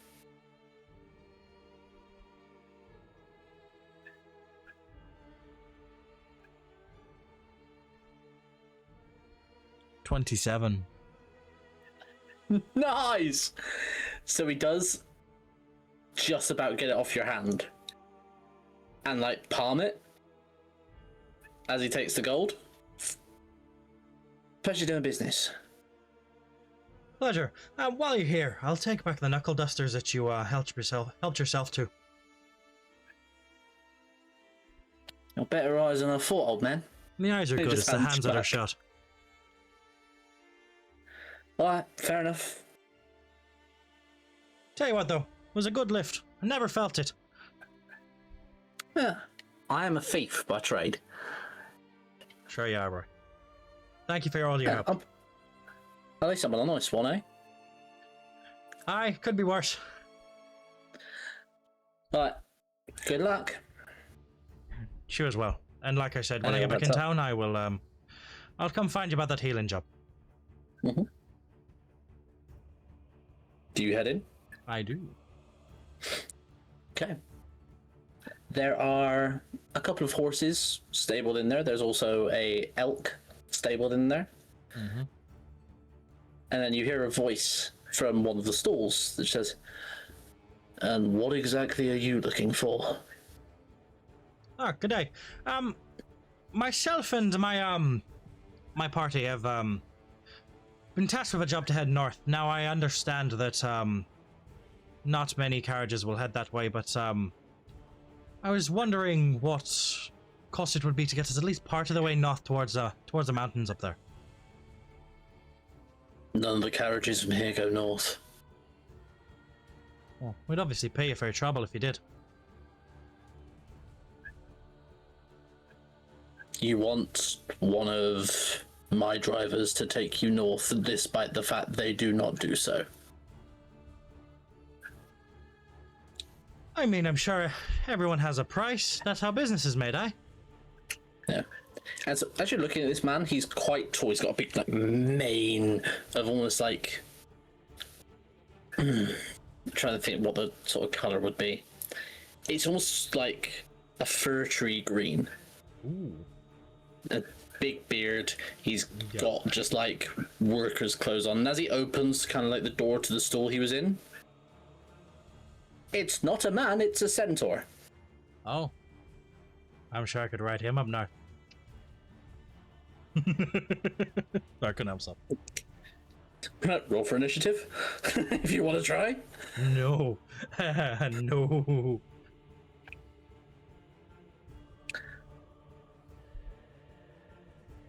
Do you understand common? To an extent, it's been to be fair. Sometimes I've been told that I have a very loose grasp on it. Now, I was just pointed in this direction by someone I met in the tavern who said that you might be able to help. And if not yourself, then you might know other people that run carriages that may be able to assist us in our journeys. No. Is that a no? No, you don't, or no, you're not going to help me, or both? No. Right. I'll not send my drivers north. But I'll make sure a little bird finds its way to the other stable hands. Is that for them to also tell me no, perchance? Right. If not sending one of the drivers north. And I imagine you're probably going to send birds to them too for them to tell me to feck off. Do you know where we could hire a carriage and a horse for us to take it ourselves up north? So now you don't. So now it's not a driver you want to send north who won't do so. You just want to rob someone of their livelihood. No, it's not robbing if we pay. Do you know how much a Business. good horse is? Probably a fair bit. I'm sure we could bring it back in one piece. And why should I trust you? I mean, you've got no reason to trust me. But I've also got no reason to lie. Or persuasion.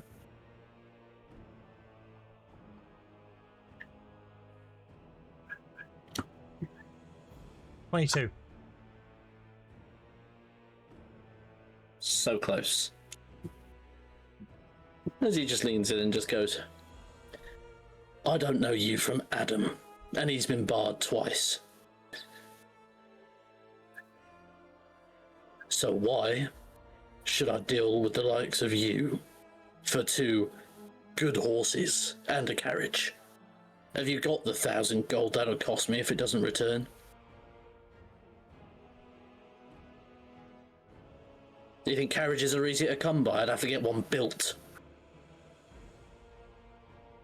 I reckon it's just gonna sound like, put his hand and go, may the gods shine in your favor, and he's just gonna slowly back out. You just hear just like, fucking old codger. Wow, that's ageism. Well, you're like 53, so I wouldn't... And I reckon he's gonna just, first pedestrian he sees outside, he's gonna be like, do I look like my name's Adam? It just looks at you, it's like... Oh. Oh god, they think I'm called Adam. And he's just gonna start walking back to where he last saw everybody else. Okay, so you head back Yeah. towards the market square, and then onwards. Next up is odds or evens. Howard. Odds. So it will be Urel. Hello. You were heading to look for Mina. I was, yes. Cool. As you are wandering around, roll me a perception check.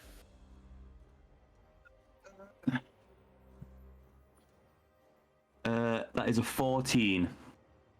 14. Okay. You do not see her. Hmm. So there are a few places you could check. There's a few taverns. Obviously, you were in a tavern at the on the way into the city. It's very much like at the top end of the city. Get me sentence out when I can. Yeah, I think you just start from where he knows that we normally enter Fallen River from and work his way into the city. Okay. As you get to the tavern, which you remember is called the Fair Tides Inn, Okay. you just hear it out of the door as it's flung open and slams against the wall. And where the fuck have you been? Well, I don't know. The last thing I remember is going into this tavern, and then I woke up in a prison cell. Okay. So you don't remember coming down to the docks with me to pick up our fucking shipment, which I had to take back to the convent, and you just went fucking apeshit. I don't remember that, no. Dude. Please say psych right now. There's no, there's no psych. I remember coming into Fallen River, you having an argument with a stable hand, going into this inn, and then the next thing I remember is waking up in a prison cell. Does a 26 hit you? Oh yes, it does. Yes. As she just cold cock just slaps you across the face for 4 Ow. points of bludgeoning damage. Oh. That On is my life, I hope probably the deserved. Raven Mother sends a swarm to pluck out your fucking eyes. You know, there was like 4 other people who apparently went ate shit. None of them Oh, remember anything. Don't either. worry, I saw. Fucking half orc with clown hair came at me with a fucking cleaver. I'll make sure to sort that out when I see him. Oh, so you're friends now. Wonderful. Well, if I don't want to remain a felon, I have to complete a job. Oh, do you? Oh, really? Mm-hmm. What's this job? You've suddenly got to deal with a bunch of other criminals. I have to go and get an artifact. Do you remember that one place near the convent that was rumored to be the house of a vampire lord? The Eclipsing Keep. Yeah, I gotta go in there and get the Chromonomicon, whatever it's called. The what? I don't know, whatever the mayor wants. And then, So it's from the mayor. yeah, well, it's that big house with the weird mast coming out of it at the top of the hill. Yeah, the Maison de la Miran. Yeah, we know. Bless you. But yeah, he was like, if you complete this job, I'll make sure that you have no... Sorry, everybody else is pissing themselves. It's making me break in character. I love playing a pissed off character. It's my favorite thing. He said, if we go and get the Chromonomicon from this place, the Eclipse Keep, we are no longer felons, and we don't have to pay back for the damages we caused to the docks. What? Yeah. You broke the hull of a new ship, and he doesn't want you to pay? Well, apparently the Chromonomicon is a very expensive item. Make sense. That Just start making sense right now. Say psych. I can't say begging you psych. to say psych. I have some gold for you to give to the Whispered Mother. I need you to tell her I'll be back in about a month's time. A month? Well, it's like a 2-week journey there, a 2-week journey back, and I'm like, well, like a month and a half. Dude. Don't worry about the Mother of Ravens. I am going to kill you. Look, I tried my best. Urel starts thinking about back to what he said in the meeting, and he was like, I just sort of sat there and was like, okay, if this is what we need to do to be free people, I'll do it. Uh-huh. And then I asked about you to make sure you were okay, and the guy was like, I don't know who you're talking about. I'm fine. Well, I don't remember anything that happened after we walked into this bar. Well, aside from the dickhead with the cleaver, but that was easy to deal with. Yeah, he seems like he's squidgy. Yeah, he wasn't so much squidgy as he was slow. Oh, okay, fair enough, yeah. But yeah, I'm gonna give you 50 gold to give to the Whispered Mother. Uh-huh. And then I will be setting out on a journey with 4 other criminals. And then then I'll be back, hopefully, in a month and a half's time. You know, I still so need... it's gone up from a month to a month and a half. Well, it takes like... Great. It takes a bit to get back from here to the convent. Just...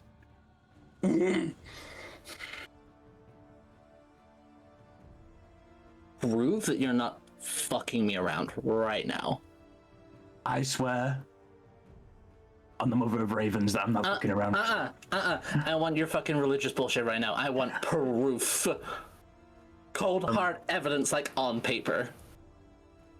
Well, you can come with me if you like to the weird place, and we can speak to the guy. The weird place, and we can speak to the guy. That house with a mast coming out of it. Oh It's a yeah, so weird we're gonna go house. speak to the mayor. Yeah, we'll go. I'll tell you what. We'll find the old priest dude, and he can clear it up. The old priest dude. Yeah, he's like 138. You're right. My guy. Please tell me you have been like enchanted or something, because this is. I don't think so. I was in like cuffs like 45 minutes ago. Uh-huh. And then we went to this house. We spoke to the mayor. He dealt with a really pissed off intern. We had to wait for like 20 minutes while the old man put his armor on. And then we all split up, and then we're all gonna meet up again to sort things out and figure out how we're traveling. I cannot with you. I'm telling you the truth, Mina. I don't know why, but that just reminded me. We're on a break.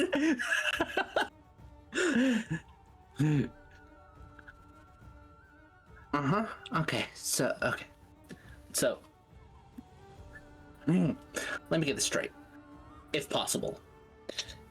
You went batshit bonkers at the docks. So I'd like to add, you nearly killed someone. it happens. No. You know I don't know my own strength, Mina. Oh no, you absolutely know your own strength. That's Yeah, I why do. it happens. You then get arrested, and I nearly get arrested because I was having to fight you fuckers. My bad. 2 days go by with no explanation. I was in prison. Yeah, I get that now. In a is it Black Rock? Was that what the place was called?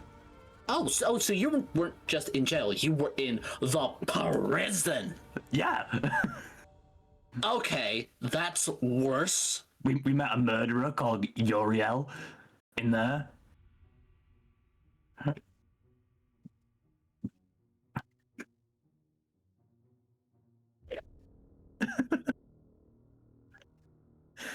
First fan of the campaign. Oh. So, you went to prison. You met a murderer Yes. after nearly becoming a murderer. Yes. Well, you know, when we got raided that one time, if you remember, I technically killed people then. I am still technically a murderer. So did I, and that was self-defense. Well, they didn't really attack me, so it was more just like a beating to death on their part. No, they attacked us, as in the convent. Oh yeah, true. Self-defense. You started attacking random people. Anyway, I don't know what happened. And apparently, you come out of prison, get taken to the mayor's house, and he sent you on a mission to collect something you can't even describe it. It's called the Chromonomicon, I've told you. The word that's just letters you're saying. It's what he said it was called, the Chromonomicon. He hasn't explained what it does, but he said it was in the Eclipse Keep, which we know is an actual place. Yeah, that extremely haunted and desolate and cursed place in the north. Yeah, it'll be fine. It used to be the home of a fucking Night Lord. Look, Mina, I've technically died once. I'm ready for it again if it happens. I swear to all that is holy, I will kill you twice. Cool. Do it after I get back. No, I'm gonna do it now if you don't just start making sense. Right, come with me. We're gonna go speak to the mayor. Yeah, they're just gonna let you walk in. Sure. Okay, let's go. Okay, let's go. And we need more information so I can pass it on to the convent so I don't get my ass reamed. And you two go, and you get a fairly short walk. Actually, it's only about 10 minutes down the road from the Mariner's Maison. You get there, and as you get there, you don't need to make a perception check for this one because you can just hear it from the very top. It's weird. It's almost like the house. It is a like stately home style house, but it's like it was built in and around what was a 3-mast clipper. Okay. And just from like the tops of these rooms where the windows are open, there's almost like, like the porthole style windows. Yep. That are open. You can just hear this like pained screaming. Oh, that doesn't sound healthy. And you want me to go in there? It's fine. We can both look after ourselves. We are very strong people. I'm going to kill you. Cool. Do it after the mayor tells you that I'm going on a mission for him. And I'm just gonna walk up to the door and just start pounding on the front door.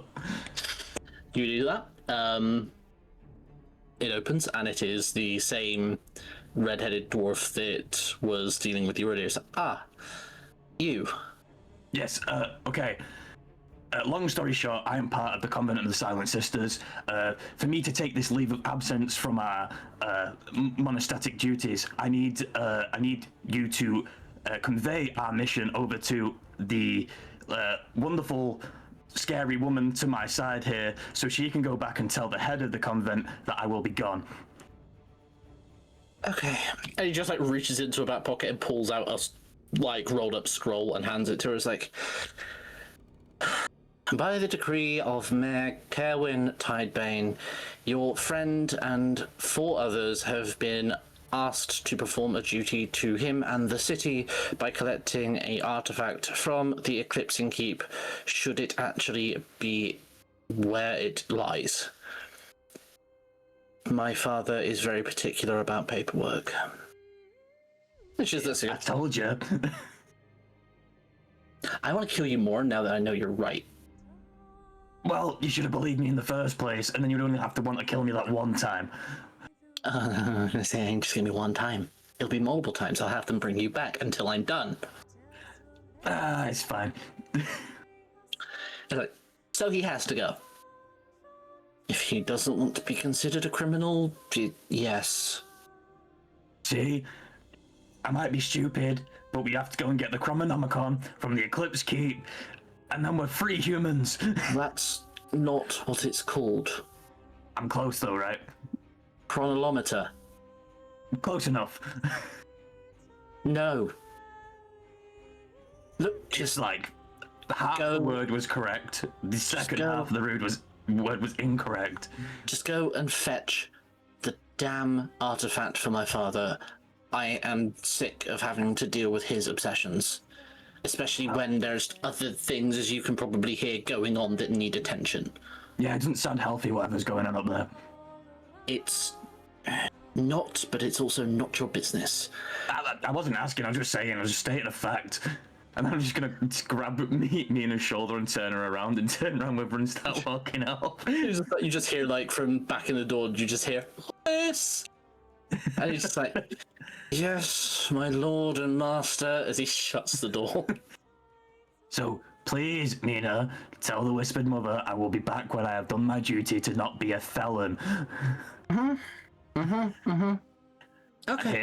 Here's 50 gold, put it in with the rest of our monastery collection of money, and then I'll figure the rest out on the way. Okay, just don't die. I told you I've died once, it's not that scary. It's actually quite calming and peaceful.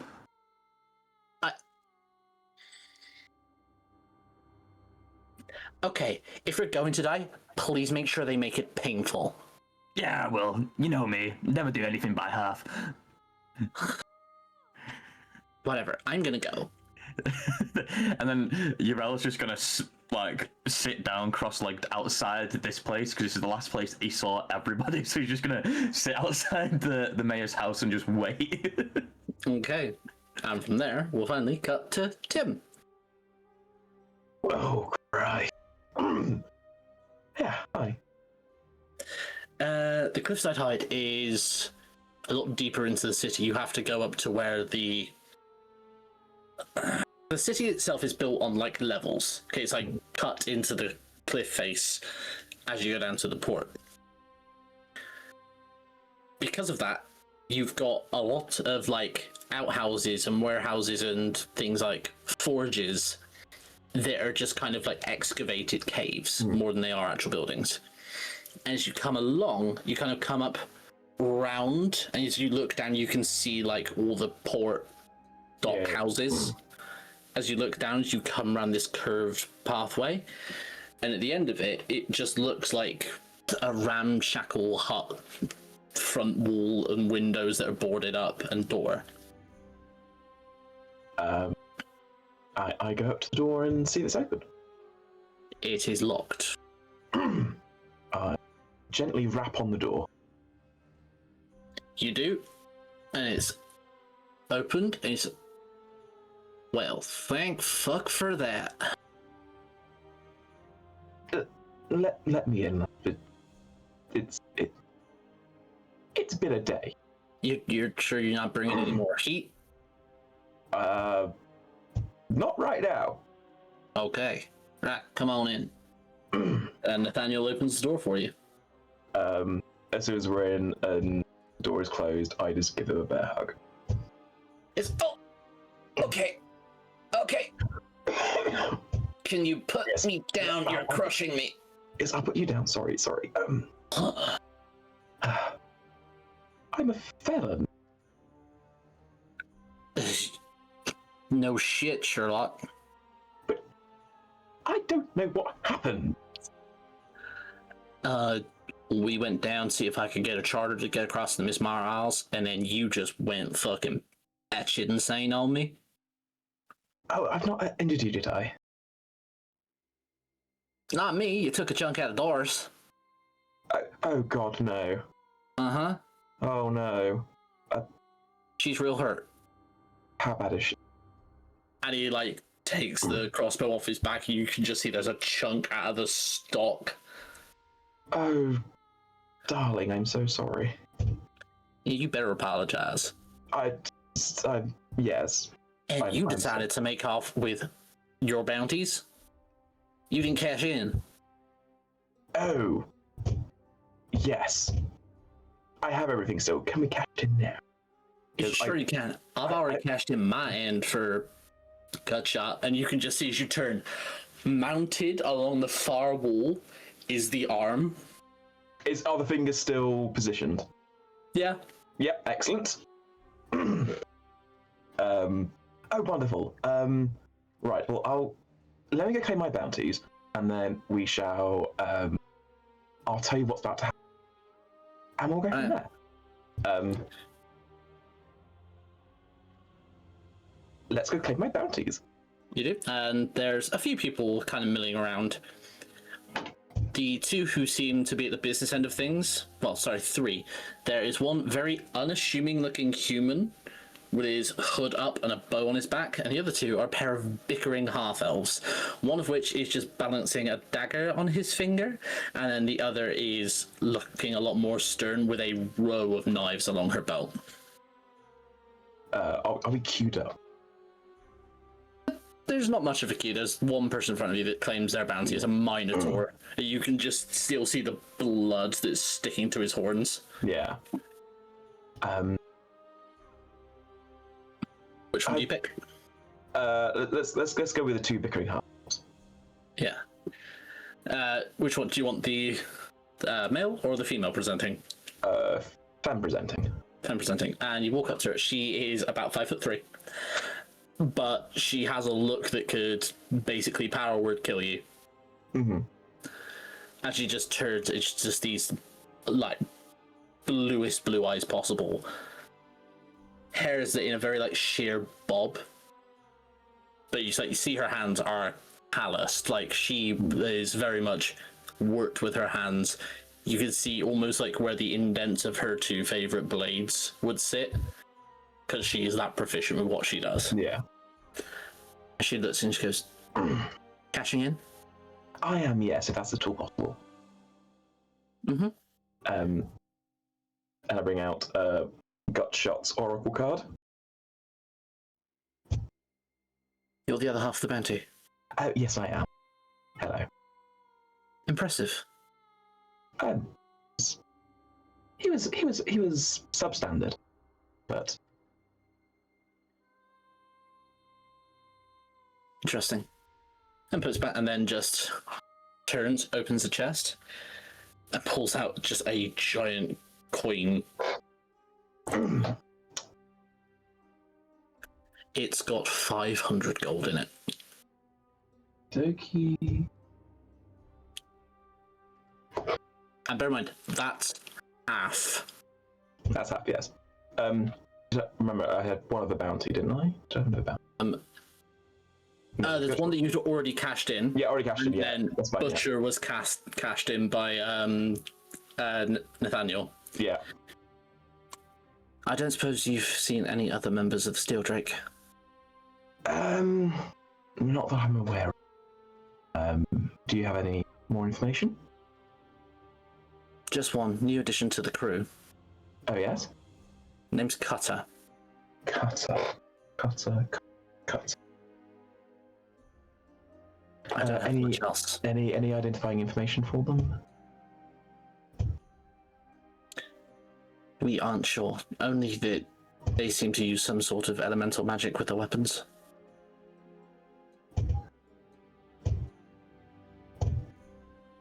Wonderful. What's the price at the moment? 300. 300. We've had to up the bounties on the Steel Drake. Okay. Things are starting to go awry in Daggerford.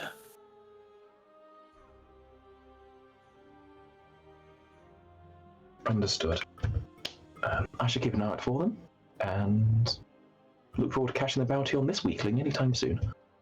And if you have any news on Sarek, that would be the other main one. He is worth a lot, as with Gutshot dead, he would be assuming control of the Steel Drake. So we're setting his bounty at 1,000.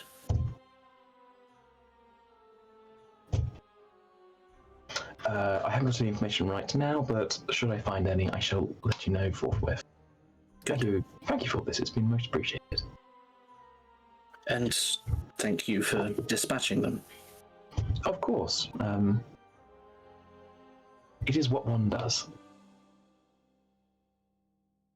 And she just nods, as like you can see there is a little kind of pendant on her like lapel, which just has 2 obsidian crossed daggers. You can roll a religion check. It would just be a DC 10, I think, for you. Okie dokie. Bring up my sheet, not random spells. 15 plus 3 for an 18. Yep, that's more than enough. So you recognize that as the symbol of Dorander, who's the god of darkness and also the patron god of assassins.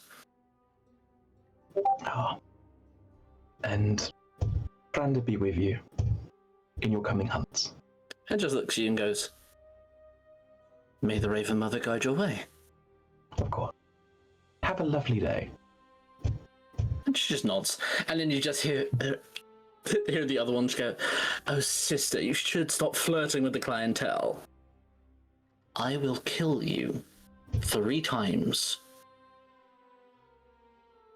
Let's make that a nice number. I shall kill you 3 times as well. Oh, don't threaten me with a good time, darling." Some other time then. I'm already taken. Goodbye. Such a shame. I go up to Nathaniel and I just hand over 100 gold pieces. I'm sorry, this is for Doris. She's feeling a little better. Well, just take good care of her. Oh, I always do. And he just looks at you and goes, "Did you have to talk to the twins?" I just want to get this all done. Because I'm about to go to town for a while. Oh. Unfortunately. After the fracas that obviously happened last evening, unfortunately, I'm now registered as a felon. To get rid of this besmirching of my character, the mayor has instructed me and some others to go and fetch the chronolometer. What? I don't know, some random artifact. He's into Eldritch whatchamacallits. Oh, you're going searching for the mayor. Yes, unfortunately. Oh, right, okay. So that's gonna be some fancy bit of kit. I'm not gonna be a bunch up to you. I'm gonna go try and find a lich to kill. Yes, we do have that bet, don't we? Oh, we do. I'm gonna go to the Miss Mara house to do it. Bastard. But good shout. I'm unfortunately going with 4 others to complete the contract, so to speak. I'm not getting paid for it, obviously. Apparently, the damage was such that us collecting this will cover the damages. You put 20 people in the hospital. I did not know that.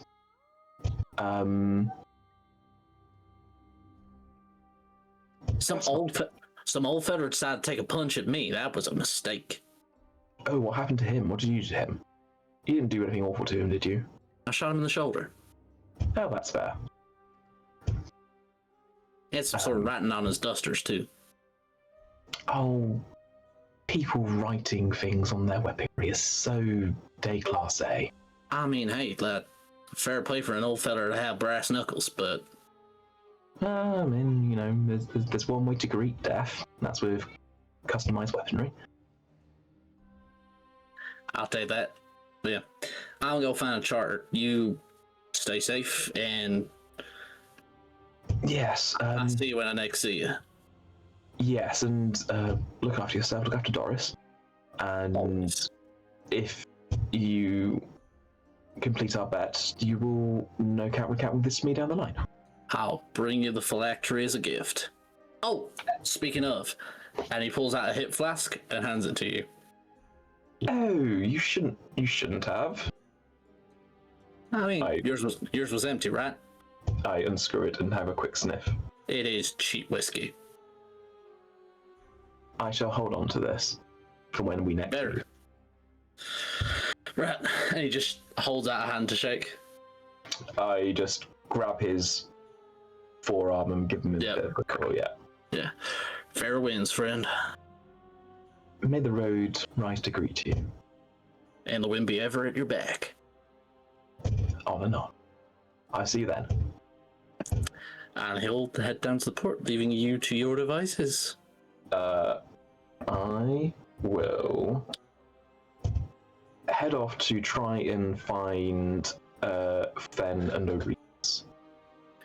You meet them, and also you see Father Vincent lollygagging around as the other two are trying to find somewhere to eat. Have we all had prepared ourselves for the journey? I'm hearing voices!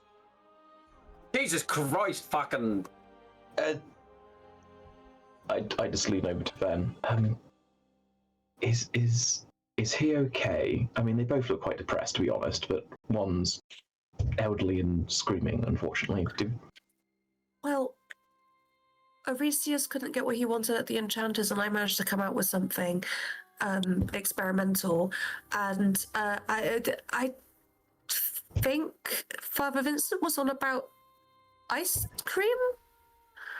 I'm not entirely sure, but the voices are loud and he's shouting, and it's really, really loud. What's allowed? Oh, okay. Fucking Christ. Father, do you prefer Father or do you prefer Vincent? I'm sorry. Do you prefer Father or do you prefer Vincent? I have a sneaking suspicion I might be called Adam. That man over there said I was called Adam. Oh, okay. You sit down and we will look after you. Oh, sure, James, that's Fuck that, fine. fucking. You agree to babysit him? Fucking. No, okay. You're well. Yeah. Even despite the relative, level of noise you'd expect from a market, you can hear those two shouting over the top of it. The fuck? You're all hearing voices. Right, so I finished my fucking shopping list. I need 4 cucumbers, about 12 tomatoes, a couple of steaks, a chicken, and maybe some cooking wine. Urel will preferably just some rice or meander in, following the shouting that he's heard from the distance. Right. Did anyone procure us transportation, or are we walking?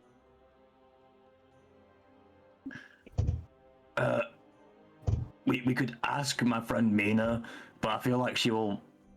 This half orc will definitely be hit. Why? Again. I've done fucking nothing. So here's what I've heard. Here's the down low on apparently what happened. So we must have all gone to the port at some point. And then we all turned batshit crazy and started attacking people. I apparently destroyed the hull of a ship, which I think is quite impressive. Almost killed a man. You apparently attacked my friend Mina and got a swift knocking out. Me? Nah, fucking, that's bullshit. No way, fucking, I wouldn't I know go down you- that easy. I'm not gonna lie to you. You look kind of squishy compared to my friend.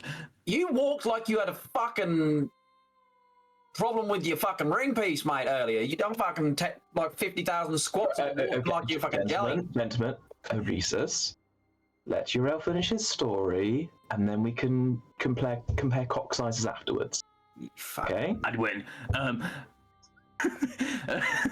Oresus, Uriel, do not antagonize him. Okay, I Carry won't. Then we all got arrested after causing mayhem and a lot of damage. And then I got attacked by my friend when I seen her at the inn, because apparently it's been 2 days since that happened. But we could try and hitch a ride towards the north if we all are very polite and Oresus apologizes. I didn't fucking do anything. I don't remember shit. Yeah, just because you don't remember it doesn't mean the other people we affected don't remember it. Well, I don't think we're gonna have enough fucking money for any transportation. I need to get these fucking cucumbers and tomatoes. Just give me a second. I need to find a fresh produce store. At this point, appearing amongst you in a little, like, almost like the comic sounds like a bubble popping, and then there's just a gust of, like, icy mist that just kind of, like, coats the front of all of you, appears an otter, who then just runs up to Fen and just punches him on the leg and just like, Wow! fuck! Bravi, please, Bravi, I had no control. I have no idea what happened. No control. You don't. No control. No control. You had no control. You went mad. You were dropping moonbeams on random people. Bravi. Calm.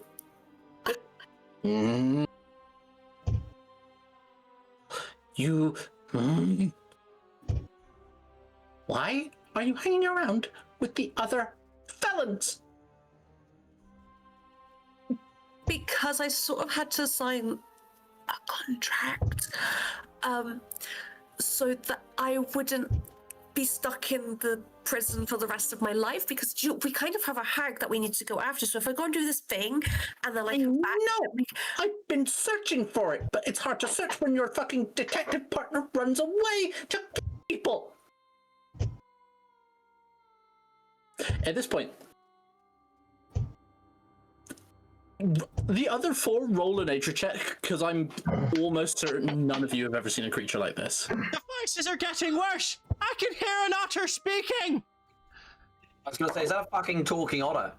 I've got a 15. I also have a 15. 17. Natural one.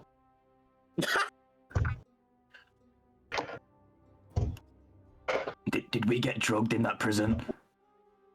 So, Tim's the only one that rolled a natural one, right? The other three of you have heard of creatures like this before. They are Fey-aligned creatures that have a more animalistic shape. This one in particular is an otter folk. Gwydion, there's a talking otter in clothes. I'm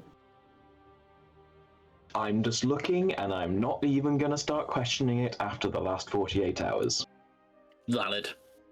And just around, looks at all of you and say, why do you have clown hair? Fucking, what is it with people in my fucking hair? Bravi, we need to be nice. Like, things Oh. have happened. No. This one, and points up at Gwydion, tried to skewer me with a scythe. I go down to his eye level. You can just instantly see just like crackles of lightning around his paws. Just hello.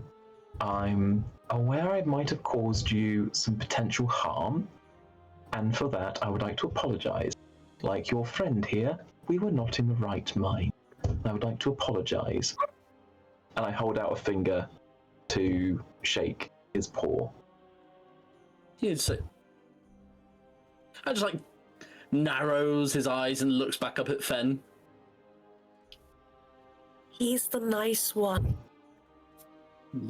I thought you were nice. Apparently not. I'm lovely. Just And I'm shit crazy. And can I just assure you of something? That if I did try to skewer you, I would have made it clean. I don't think that's comforting. Gwydion, you might have just made that worse. Ravi, listen. Does a 24 hit? It does hit, yes. Fuck. Oh, nice. You take 12 lightning damage as he goes for a shocking grasp, and as he just misty stepped into the middle of you all, he had a lightning charge to spare.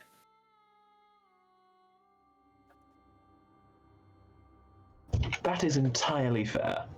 He like grabs your finger and just channels all of it just through. Just I just take it. Ravi! No. Do not worry, Fen. That is entirely fair, especially if I nearly skewered them. I hope this makes us even now. For now. I need to go hunt the hag. Are you coming or not?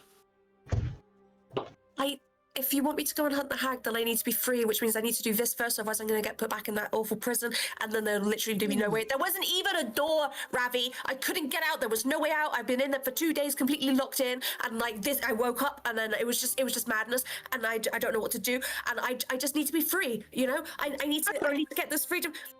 I'm sorry. You're complaining there was no door. It's stone. You're a druid. Just make one. It's what druids do. They interact with nature. That's the important of their magic.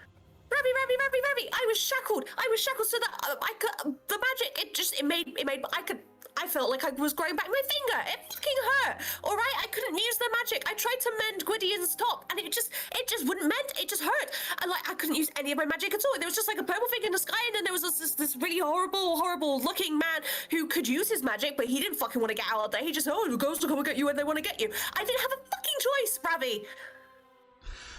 After all of that, sorry, you go first, mate. Urel's gonna look at Arisa. So you needed 12 cucumbers and 4 tomatoes. Let's just walk.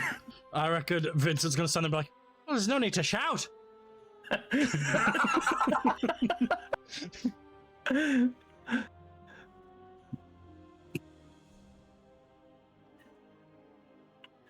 guess I'll go find help elsewhere. No, Ravi, please, I will come back and help. I promise. He takes off a locket and he gives it to Ravi and is like, this is a promise that I am coming back, that I'm going to continue searching. If I hear anything as I'm on this journey, I will get it. Yes, hello. I will get a message to you somehow, and I will let you know what's going on. And I've not forgotten that, like, this is so important to me because I promised everyone else. I promised our friends, your home. Please. And he's just like, whilst giving you just a glare, just puts the locket over his head and around his neck.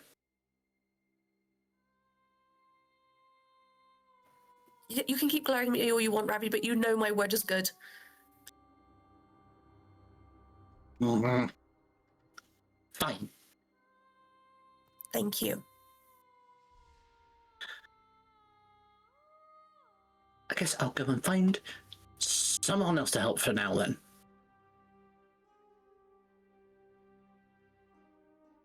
I really am sorry. If there was another way, then I would absolutely be doing that. Instead, And he just kind of like ducks down onto all fours and just sprints off. Yes, I know it's sad. That was a weird looking dog. What was that about? I knew a dwarf that hairy once. It's my friend's ex-wife. Didn't work out.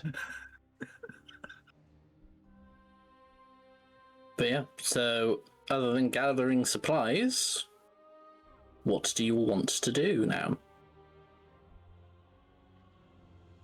If I just give you a shopping list of things and you just tell me how much gold it's worth, Yeah, I can do that. That's fine. yeah. I'll chip in on that as well, please. 10 cucumbers. About That's 40, 2 cucumbers each, lads. 40 tomatoes. One for each orifice. Yes, exactly. About 20 onions. About 20 peppers. I'd like to get about 10 steaks. 5 chickens. 2 weeks worth of rice and pasta. So like a week's worth of rice and a week's worth of pasta. What's pasta? A week's worth of rice and a week's worth of some bread. Some 10 loaves of bread. Grain, You were flour doing to make it. you were doing fine until you said steaks. What parts of a cow can I just? I mean, like you can find steaks. It's not going to be cheap. Is anyone else getting the same vibe of that song that's like you got greens, beans, potatoes, tomatoes? Just a cow, like a big leg of a cow, or like the flank of a cow, or something like that. Instead, I'll do the staking part. Can I just ask? Have you got like A bag of colding or something? yeah, like not just a bag of holding, but also just like the ability to keep it preserved? Yeah. That's why I said bag of colding. Wait, what? No. Ah. No. I have a Uriel, and I will make fire. Not in the city. So what you're saying is he's going to use me as a pack mule. I'm going to meal prep. So you need salt then to cure the cow leg so it can be preserved to make biltong. No, I'm just going to cook them all. So we have 3 days worth of food then. Yes, we're going to have 3 days worth of food. Right. For our 2-week journey. Yes. We have rations and shit. I'm just going to have 3 days worth of good food. How good are you guys at foraging? Is there a Lembus salesman somewhere in town? Unfortunately, not. God, they need to franchise out here. I can scavenge and forage for things on the road. It's what I was doing before all of this. Do you perchance happen to know the spell Goodberry? No. I was going to say, I think fucking gargantuan man over here might need more than some fucking berries for his calorie intake or something, aren't they? I do need to eat 350 grams of protein a day to keep the gains. Hence, I was getting a cow flank. I'm not sure if this will help, but I did procure these. Is just gonna hold up all the rations he bought. See, fucking old boy knows. He's done enough. Do we have tents to sleep in? What the fuck's a tent? Why do you need that? Just fucking. Don't you just sleep on the floor and under the stars and wonder about how life would have been if you weren't a monk? I hate to break it to you, but I'm 84 years old. I need an orthopedic mattress. If I'm being honest, it was you I was considering about having like a decent place to shelter for the evening. You're such a good boy. I'll be okay. I promise. Okay. You do remember you have rations already being prepared. I do. I forgot I'd not picked them up. That's what I just held up. It's a receipt. I held up the receipt. Yeah, they've not been. They were being prepped for when you returned. We can still see the tavern from here, right? Because we're near the market. Yeah, you're near the market, so you can see the tavern. It's the tallest building near the square. All we need to do is walk in there and talk to the magic robot man, and he will give us beef jerky. I do have a roll mat, so if in dire needs. Okay, Oresus, Hurel, you procure food. Okay? Yep. I'm assuming, like, Oresus, you're quite a good cook. Yeah, I'm pretty good. Excellent. You procure food. Father Vincent, why don't you go pick up your rations? Fenin, if you would accompany me and we can find the essentials that we might need, like canvas for covering and all that such stuff. And we meet back here in about an hour? Oh, okay. Do we all have enough money? I mean, I've got 100 gold. 50 gold. That should be more than enough to acquire all the food we will need for the next couple of weeks. I mean, I could do with a bit more. That should be more than enough to acquire what you've got for the next couple of weeks. Okay? Why? How much have you got? I have 100 gold. Oh, roll a deception because I don't agree deceptive. That's a dirty 20. Is it verse insight? Oh shit.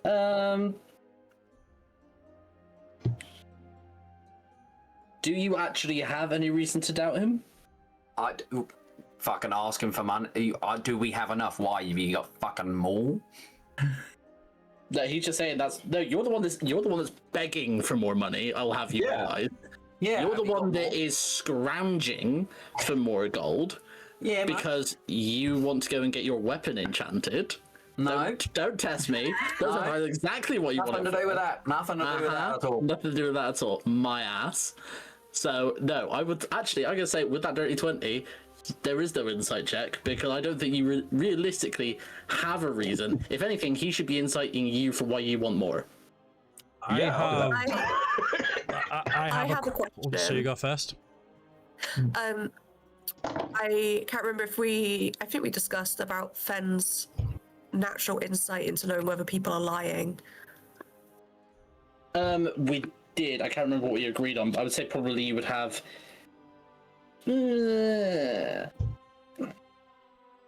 I'd say expertise in insight. So my insight against Oresus is a 17 plus 11 for a 28.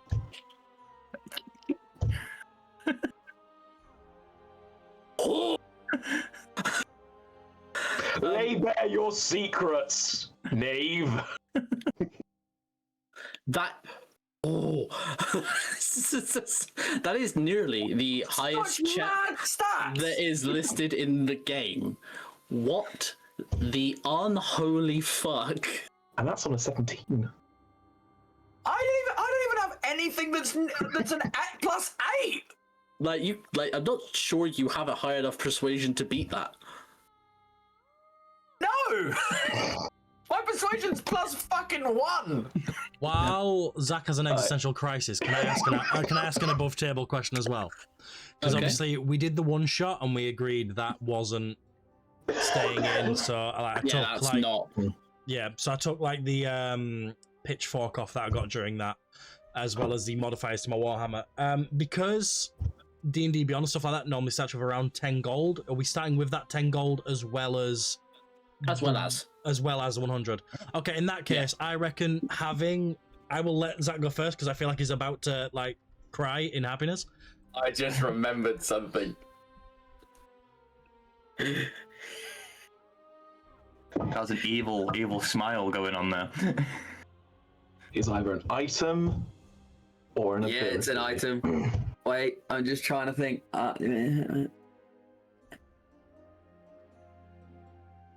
Fuck!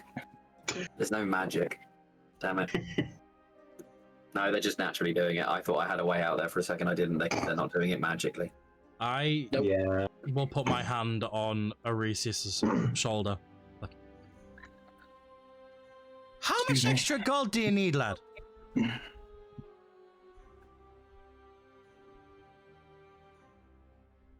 400? 400! You're taking the piss. I'll settle for 100 extra.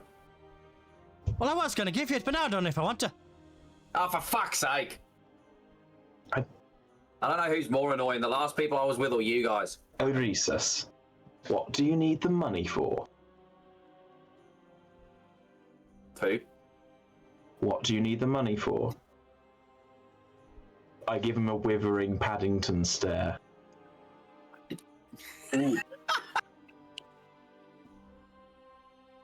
Shiny needs it knives. because he wants to enchant his weapon. So Oh, for he's fuck's sake, Fettered! going to come back to him. Actually, geez, why'd you just say so? If that's going to keep us alive, then take it, and I'm going to give him 100 gold. Oh, fucking yes, father! We're all poor in the eyes of the gods. Who cares about money? But I will also maybe need now the extra gold to buy the food, because that's going to be all the gold I have for the weapons. Oh, I already dealt with the food. It's in the tavern waiting. Ah, wait, it's in the tavern. Oh, fucking... What if I just did a pop-up and took some of the food? Hand me the item that you want enchanting. What? Wait.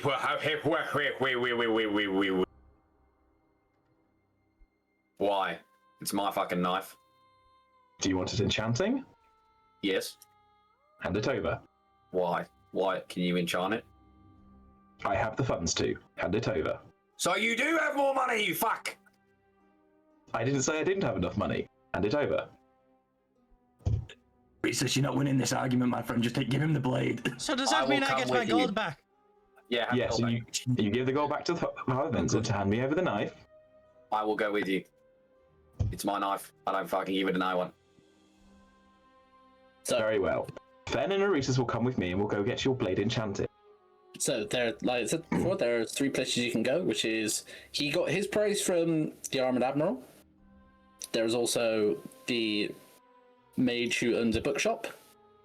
I would like to go to that one, please. I have Major other one. things I wish to purchase. Ah, okay. So you Where I got it fucking enchanted? What the fuck? cool.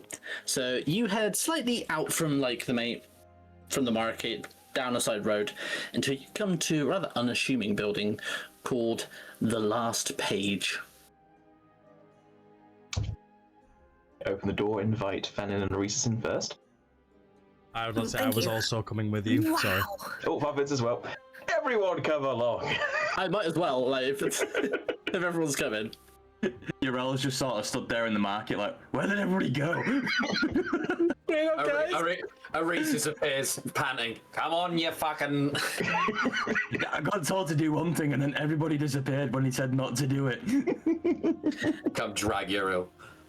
Fucking Uriel's gonna really fuck with me. You enter in, and Fen, there's an instant chill that goes up your spine Uh-oh. as something of fairy hangs in the air in this place. His arms just immediately like bush out and like stop everyone in their tracks. Just wait a second. You enter into the building and immediately realize that this building on the inside is far bigger than how it looks on the outside. It is 4 stories with balconies. Everywhere you look is floor to ceiling bookcases. All the wood is in mahogany with all brass trims.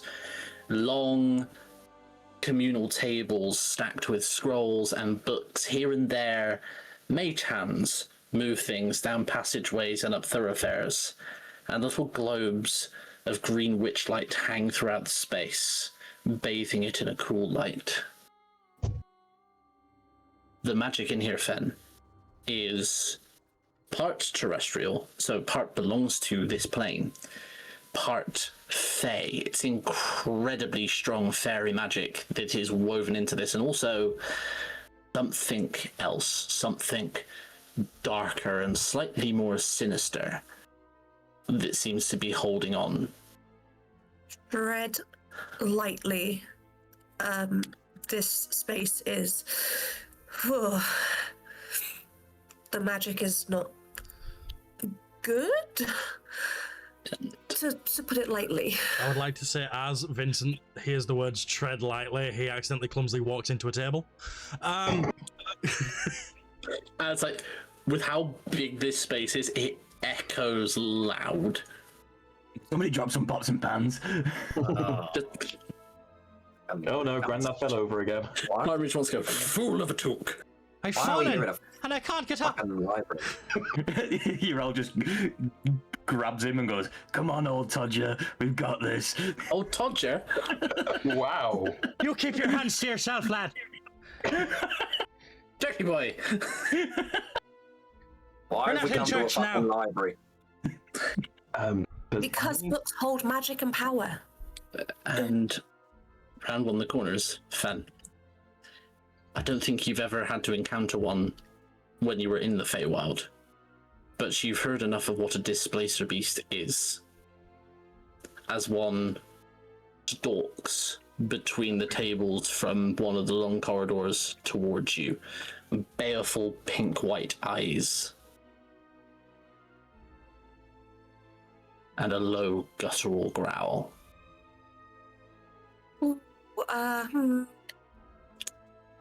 He hides behind Gwydion. Oh, okay. I go. Excuse me, we have paying customers here. You just hear from above you, Hypatia, down, away. As floating, almost gliding down from one of the upper balconies is a human. Silver hair tied back in a neat bun, the sides of his head shaved, olive-toned skin with hazily green eyes, wearing high-waisted trousers, very well-made boots, a silvery green shirt with the sleeves rolled up, black waistcoat. On one hip is a holster for a spellbook, on the other is one for a blade. And he's got a book in hand as he floats down and snaps it shut and turns to you all and goes, "Welcome to the last page. My name is Osiris Black. How may I help you?" And we're going to end the session there for now, and we'll come back to the joys of the last page in our next session. Guys, thank you so much for joining me in this campaign and for our very first session. Everyone watching, thank you so much for coming in and enjoying, hopefully, the start of this campaign. And we will get into more of the weird, wonderful world of Osiris Black and the mission these guys have ahead of them. In a couple Sundays' time, we'll be back in 2 weeks for session 2. Until next time. I just want to say thank you to everyone here. Obviously, Heroes and Hijinks has been part of this channel for 2 years now. And after a long wait for it to come back, I fucking love you guys. Thank you for just helping me bring this back to life. I'm excited. And I can't wait to see what happens next time on Heroes and Hijinks Season 2 of Trinkets and Trickery. But until next time, I think it's bye-bye. Bye! Bye.